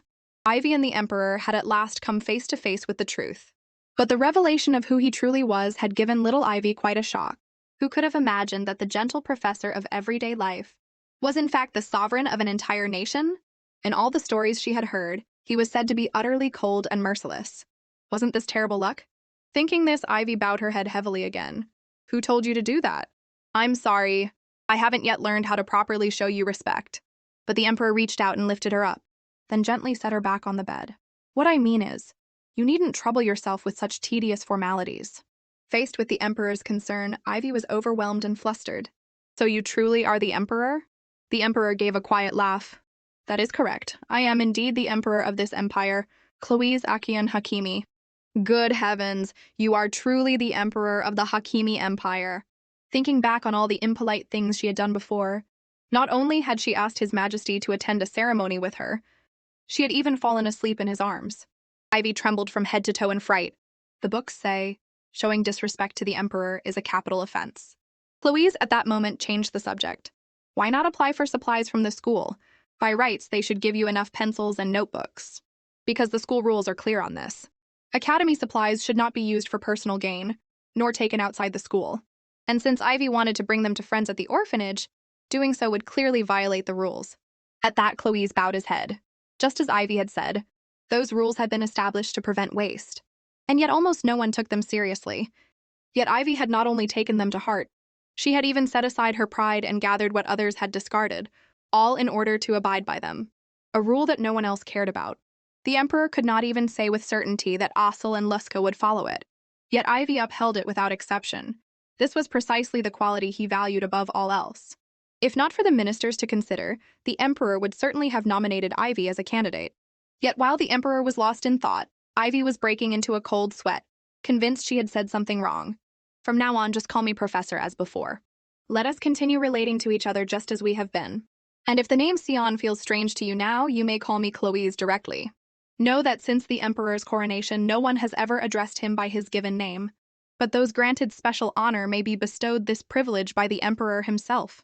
At present, only his two closest companions, Duke Kirin and Marquis Ragzel, had been granted such an honor. And now His Majesty was extending it to a child, a testament to how deeply he regarded Ivy. Ivy did not refuse at any great length. Instead, she carefully and softly spoke the name, Cloise. For the emperor, it was worth more than all the formalities in the world. By the way, your injuries are truly all right? Of course I'm fine. I have long since grown used to this sort of hurt. Those words settled heavily in the emperor's chest. Ivy always spoke of the fond memories she held from the orphanage. But she never spoke of anything before that. It could only be that those earlier memories were too heavy to bear. Just then, the doctor brought the medicine over. The Emperor was just about to say it might be a little bitter, when Ivy lifted the cup and drank it down in 2 or 3 swallows. From her expression alone, one could tell how dreadful it tasted. "Here is some candy I brought. It should take away the bitterness." Handed over then, when for such a pleasant task as feeding candy, naturally His Majesty himself should do the honors.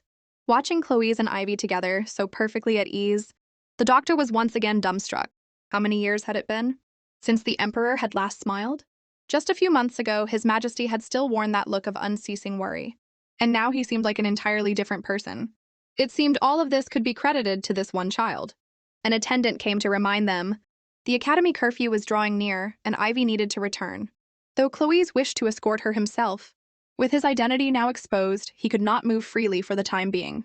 He summoned Romola and her knights to escort Ivy back. "By your command, Your Majesty." Wait! The head attendant could hardly believe what she had heard. For the sake of escorting one unknown little girl, the Empire's finest were being deployed? A common girl, receiving the protection of the Imperial Knight Order. Even the knights themselves could not comprehend it. Even visiting envoys from neighboring nations did not receive such treatment. "May I ask, who exactly is this Ivy Olden?" Hilda was even more blunt about it. "Your Majesty, this is the first time I have ever felt disappointed in you. I ask that you rescind this order." The Emperor, far from growing angry at this, simply replied, "What you say makes sense. Since the others share your view, choose one from your own subordinates to escort her." Suddenly, the Emperor's expression transformed. "Ivy, you've come!" Hilda grew even more curious. Just who on earth could have the Emperor so utterly captivated? "Your Majesty, I've come?" The maids even helped me change into something new. Ivy's words cut off abruptly under the scrutiny of unfamiliar eyes. "These are knights of the Empire. I had intended to have them escort you, however." But Hilda suddenly stepped forward. "That is correct. We would be absolutely delighted to serve. Hello there, my little princess. I am Hilda." So all along, she too was completely smitten with the child. Oh, what a relief. Is this the same fearsome woman from before? "Commander, I cannot take any more of this." But when Ivy greeted them in her soft little voice, the others instantly understood exactly how Hilda felt. Meanwhile, the Emperor, who knew Ivy best of all, was left standing completely to the side. Night was falling, but the knights provided all the safety and reassurance one could ask for. Ivy walked along, hiccuping as she went. It was all because the maids had been overly enthusiastic earlier. At that moment, the commander offered to carry Ivy on her back. "If we were to let you fall, it would be our heads, you know. These people do love to tease children." Listening to them bicker, Ivy was genuinely surprised. They were nothing like the knights she had imagined. Luska had once spoken of the Empire's knights. Every one of them possessed extraordinary skill and showed absolutely no mercy to their enemies. Lady Hilda, who had even lost an eye, still vowed to protect His Majesty with her life. In Luska's telling, they were a powerful, grave set of guardians of the Empire, the complete opposite of the laughing, bantering people standing before her now. Yet somehow, seeing them like this, Ivy felt all the more at ease. Suddenly, the commander's eyes sharpened. "Who is there?" When Ivy saw who it was, she immediately threw herself into their arms. Aelin was beside herself with worry, nearly in tears. Words of concern poured out of her one after another, flooding little Ivy's head until it nearly gave out. At this point, Hilda stepped forward. "Are you her friend?" Aelin recognized Hilda at a glance, and her expression turned immediately serious, every word of her response conveying the deepest respect. Hilda's lips curved. "A child who looks at me without a trace of fear. That is rare. Thank you for escorting Ivy. I'll take it from here." That will not do. The Emperor's orders were to deliver her to her door. The meaning behind it was perfectly clear. He simply wanted the other students to see exactly who stood behind Ivy. "Miss Ivy, we have fulfilled the task His Majesty entrusted to us. We wish you a good night." In just a few short words, Ivy's standing had been elevated several levels. Aelin worried it was drawing too much attention. But Hilda understood the Emperor's true intent clearly. He wanted to send a warning to everyone. To bully Ivy was to challenge the Imperial Knight Order and the dignity of the Imperial House itself. In any case, from now on, Ivy would be able to live her days in peace. Aelin told her everything that had happened while she was away. Those people changed completely, begging the director frantically for forgiveness. So I described every detail of what they had done to the director, in full. They absolutely cannot be let off lightly. The ones who watched from a distance and did nothing, they had the nerve to come asking about your condition afterward. If they say anything to you, don't give them the time of day. All right. Just as Aelin was turning to leave, Ivy suddenly called out to her. Um, Tonight, could I sleep next to you? It's just that because of the exams, we haven't been able to see each other, and this was exactly what Aelin had been waiting to hear. Of course you can. Let's talk all night long. The next day, the two of them laughed at each other's dark circles. Suddenly, Luska and Azel came walking over. Surely you two haven't been waiting all night? It doesn't matter. As long as Ivy is all right, that's all that counts. Just as they were all exchanging words of concern, an arrogant voice cut through. Why have you had my child confined? The director explained at length. But these noble women were clearly long accustomed to ignoring reason, still wearing the same worn-out expression of noble entitlement. Aelin quickly covered Ivy's ears. Because information about the incident had been restricted, the noble women had apparently only learned that their children had been punished. The way they carried on, utterly smug as though they had found some enormous leverage, they were not only demanding Ivy's expulsion, but seeking to remove the director as well. Hearing this, the director saw no point in keeping up appearances. In that case, come with me. There is someone I would like you to meet. A few days later, the three noble women were invited to the imperial palace. Though they could sense the one who had summoned them held considerable standing, they were not without their own backing. Taking in the lavish decor of the reception hall, they had yet to grasp the gravity of the situation. They have clearly put in some effort. After all, a countess has come in person. It was not until the true host made his entrance that they learned exactly what manner of being they had provoked. So it is you, the ones who sought to make trouble for Ivy's guardian. The outcome was no surprise. No matter how powerful their backing, it could never surpass the person standing before them. And all of this was thanks to the director's little prank. She had wanted to see their faces. The commotion had at last settled. In the end, 3 students, including Israela, were permanently expelled. The 4 of them gathered together at the dining table. I think I did rather well on the exam this time. How rare, you are actually confident. It is mostly because Ivy helped me review so much. Still, it is thanks to you, Luska. Hearing this, Asel clenched his fist. Why does Ivy call Luska directly by name? While with me, she still says Mr. Asel? Aelin, too, felt confident about her results this time. It was the first time she had ever studied so earnestly.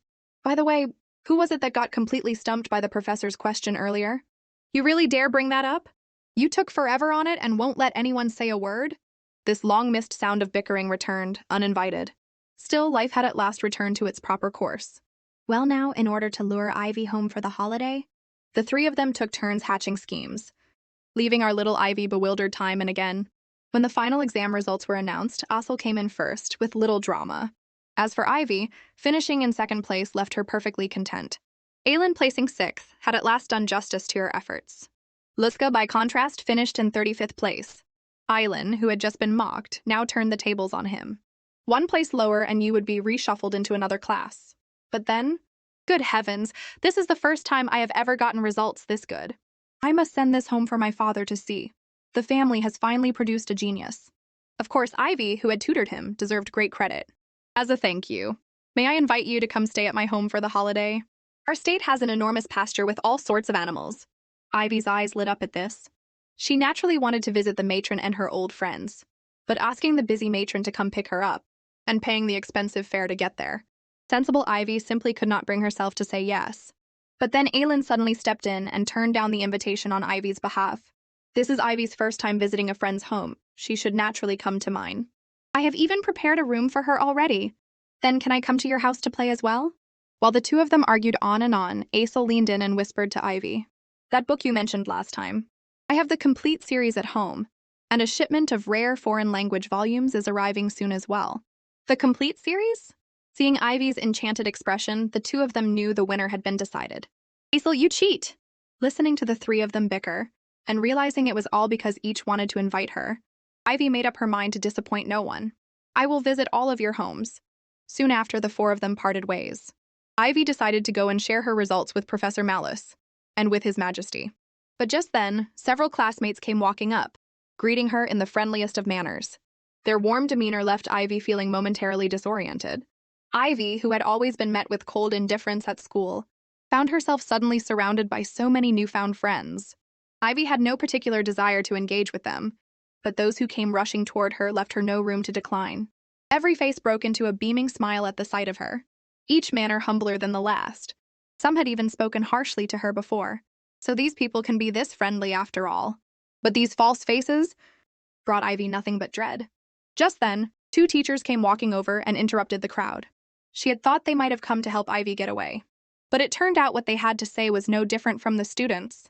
This sudden outpouring of attention left Ivy deeply unsettled. For this teacher had, on most days, been too indifferent to return even a greeting. The ugly display was enough to send Ivy hurrying away. Compared to the open hostility she had faced before, this disguised goodwill was far more unsettling. While Ivy was at a loss as to what to do, she happened to run into Professor Malice. "Ivy, what is the matter? You do not look well. Are you ill? Please don't push yourself too hard with your studies. Your health is what matters most, do you understand? And if anyone dares bully you, come and tell me. I will make sure they get what is coming to them." Genuine kindness. How could Ivy not feel it? That sense of ease that makes one let down every last guard was something no amount of false smiles could ever imitate. "I am quite all right now, Professor Malice. By the way, where have you been lately?" When the topic of his recent absence came up, the professor looked slightly awkward. Suddenly, a middle-aged woman walked into the room. "Good heavens, why are you kneeling on the floor?" After the professor made the introductions, the woman before them turned out to be his former student, Lucy. The graceful, refined intelligence infused through her by years of learning left Ivy admiring her deeply. Even Malice, that stubborn old proud one, could not help but acknowledge her excellence. After 26 years, we have finally welcomed a new junior member. Ivy could not quite follow their exchange. Lucy pinned a badge onto her. "We sincerely invite you to join the sacred numbers of nature." Ivy had heard this name before. It gathered the most outstanding individuals from across the entire empire. Each member was a pillar of the nation. And this widely spoken of mysterious organization was actually the professor's own circle of students. Oh my, it seems the teacher did not tell you any of this. Though that does suit his preference for keeping things quiet. In any case, from now on, Ivy is one of us. You are perfectly allowed to demand that your seniors buy you a giant ice cream, you know. At that, Ivy could practically have cried with longing. Perhaps you don't yet know. But everyone made quite a fuss just to come and meet this new junior member. Hearing how much she was valued, a warmth suddenly flooded through Ivy's heart. Beyond the orphanage and the Academy of Geniuses, she had found yet another place where she belonged. Meanwhile, inside the Imperial Palace, the Emperor had been laboring without rest day after day. Even his aide urged him to take a rest. "I have no time. I need to finish my work before Ivy's holiday begins." As it turned out, Ivy had come to visit not long before. Since they had last parted, the two of them had not seen each other for quite a while. The Emperor snapped his fingers, and a chef came in presenting an exquisite array of confections. A dazzling spread, sumptuous and full of flavor. "Let us fill our stomachs before we chat." Ivy picked up the nearest one and tasted it slowly, savoring every bite. Watching her delighted expression, all the weariness of recent days was swept clean from the Emperor. "Where are you planning to go for the holiday?" Ivy quickly swallowed her cake. "That I haven't quite decided yet." The Emperor, however, had already made plans of his own. He had given orders to find the most suitable places in the Empire for visiting with a child. The head attendant had spent the following day compiling thick stacks of travel guides. The most highly recommended of all was a villa the Emperor had often visited in his youth, a place as beautiful as Liliana's homeland. Thinking of his wife, the grief was still there, but he had learned to live alongside it. "Oh, that is right, Chamberlain. Has there been any news of Ivy? She hasn't come to see me in quite a while." The head attendant was slightly at a loss for words. "That is entirely because of you, Your Majesty. In truth, Miss Ivy has come to see you several times of late, but as His Majesty was occupied with work each time, she waited for a while and then left. She insisted on keeping it quiet so as not to disturb you." "How long does she usually wait?" "Around 3 hours, but she never seemed bored. She simply sat quietly working through her mathematics exercises." That is just like Ivy. Now seeing Ivy again, the Emperor, casting all dignity aside, dropped to his knees in greeting. In that moment, he was no longer any ruler of a nation, more like a father doting on his daughter. As the two of them chatted on, Ivy began rummaging through her school bag. "Your Majesty, would you please sign here? The teacher said it requires a guardian's signature." Seeing the result, second place, the Emperor's eyes widened with shock. He knew Ivy was naturally gifted, but had not imagined she could be this outstanding. Ivy shyly reminded the stunned Emperor to sign, but his astonishment was not yet over. A perfect score in foreign languages as well. "It is all thanks to Your Majesty's guidance." The Emperor cried out, "Our Ivy has achieved a brilliant result. Bring me a mountain of confections at once." Rewinding to a moment earlier, just as he was about to bring up his plans for the holiday, Ivy mentioned she intended to spend it at a classmate's home. For the entire holiday at that. The emperor froze completely on the spot. In the deep quiet of the night, the Alademon Marquisate, Israela wept without end. Her life, her everything. Once held aloft amid a constellation of admirers, the pride of her parents' eyes had now fallen to the state of a stray cast out from its home. Her father's contempt had reached its limit. He would not even acknowledge her as his daughter. Her mother wept ceaselessly. Why did someone like you ever have to be born into this family? Even her brother, who had shown her the most care, had turned completely against her. Because of you, I've lost my chance at enrollment. She didn't understand why things had come to this. She had only provoked an insignificant commoner, someone so lowly they weren't even fit to carry her shoes. At that moment, her father pushed the door open. Get dressed and come out. I'm taking you to meet someone. From the severity of her father's expression, whoever they were meeting was clearly of considerable standing. The door opened to reveal a golden-haired girl seated with perfect composure. You must be Israela. It is a pleasure to meet you. Trouble. Trouble. No sooner had one villain been driven away than another had arrived. When would our kind little Ivy finally be free from being pushed around? Not long before this. The long-awaited holiday had at last arrived. No one was more excited than Luska.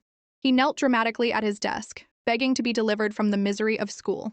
But then, somehow undetected, Professor Malice appeared behind him. Predictably, a thorough scolding ensued.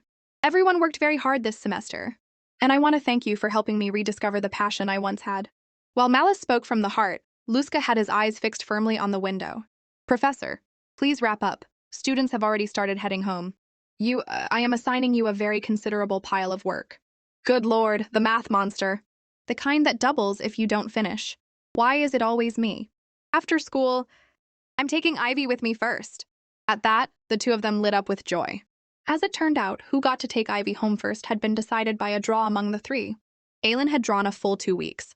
Listening to the other two protest, Aelin smiled with undisguised satisfaction. The goddess of luck is clearly on my side.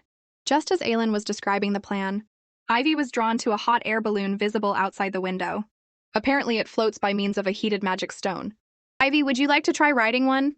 Though she was a little embarrassed, the anticipation in her eyes was impossible to hide. Aelin, you must have ridden one before. Of course, it's not the least bit scary. In reality, at that same moment, back at Aelin's home, 3 maids had long been waiting with eager anticipation. They had even taken out the dresses Aelin had worn as a small child and examined them over and over. Come back to us soon, young mistress. On the carriage, Aelin inexplicably gave a shudder. Before long, Aelin's carriage finally arrived. But to their surprise, the young mistress stepped out holding someone else by the hand.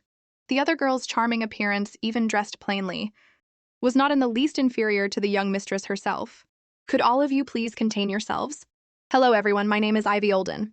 I am very much looking forward to spending this holiday with all of you. They were squabbling once again over who got to take care of Ivy. 2 of them then came to Aelin's room. A dazzling golden grandeur touched with a hint of pink. You must be a princess, Aelin. It's not quite that grand. But no matter where you look, this place is just like a princess's castle. Just like something straight out of a fairy tale. At that moment, Ivy came to stand before a door. Aelin played up the mystery, urging her to push it open. When Ivy stepped inside, she found the room piled high with all manner of dolls and gifts. This is the room I prepared for you. What do you think? Do you like it? The joyful embrace said everything. Of course I love it.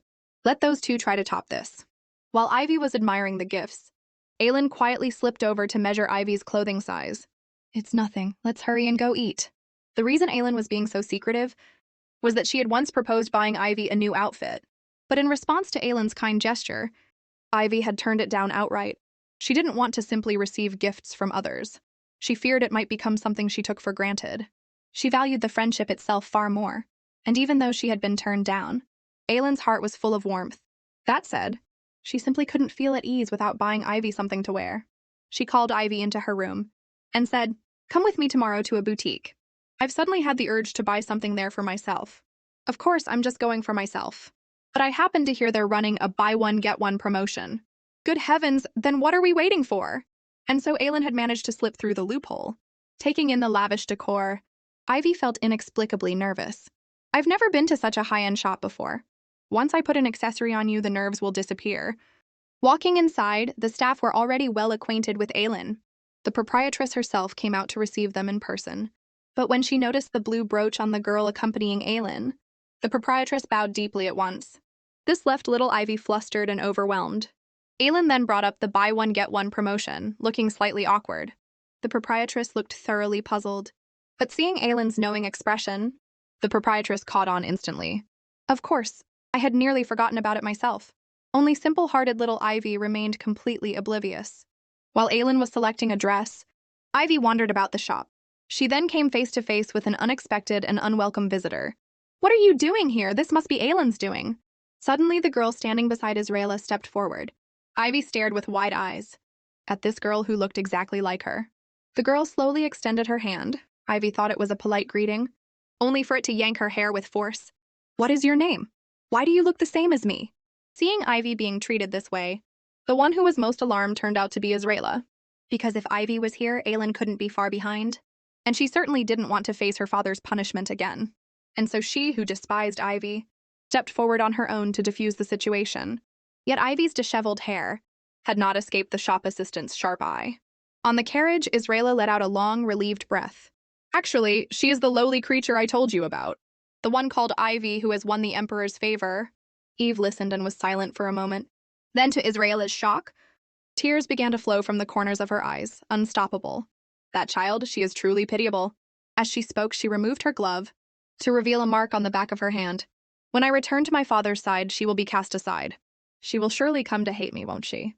"I would not have imagined you would spare a thought for such a lowly creature. You are far too kind. My father misses me so deeply that he has been doting on a child who resembles me, as though she were me. That is not fair to that child." Israela took Eve's hand. "All of this rightfully belongs to you. You are merely driving away a wretched thief.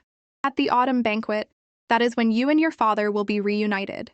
At that moment, Israela could already picture the envious faces of everyone around her.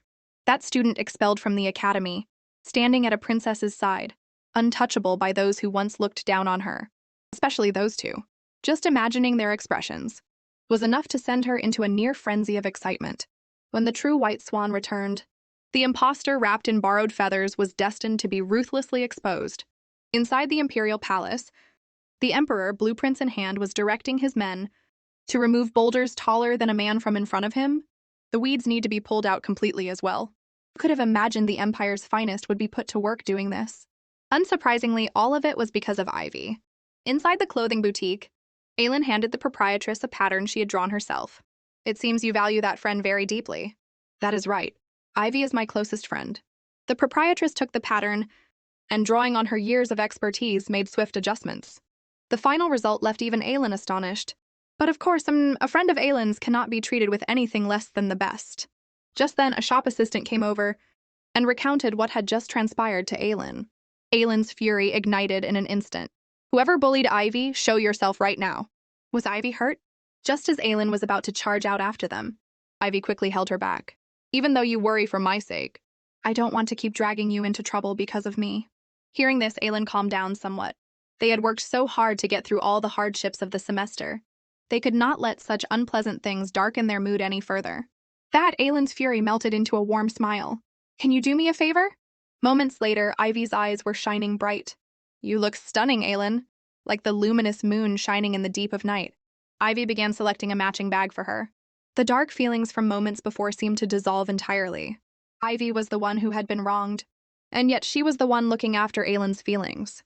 This was unlike anyone Aelin had ever known before. Others either showered her with hollow praise to curry favor, or found fault with her at every turn with barely veiled contempt. Only Ivy, at every moment, without exception, had ever truly thought of her.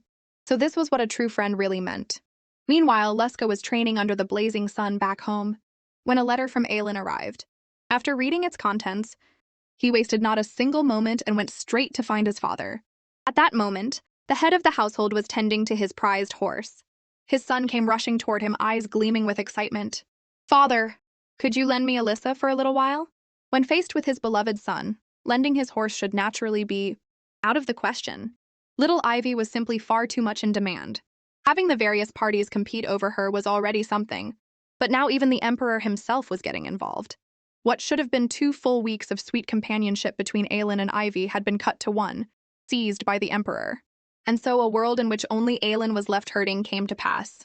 With Ivy's arrival, Aelin's household had been filled with laughter every single day.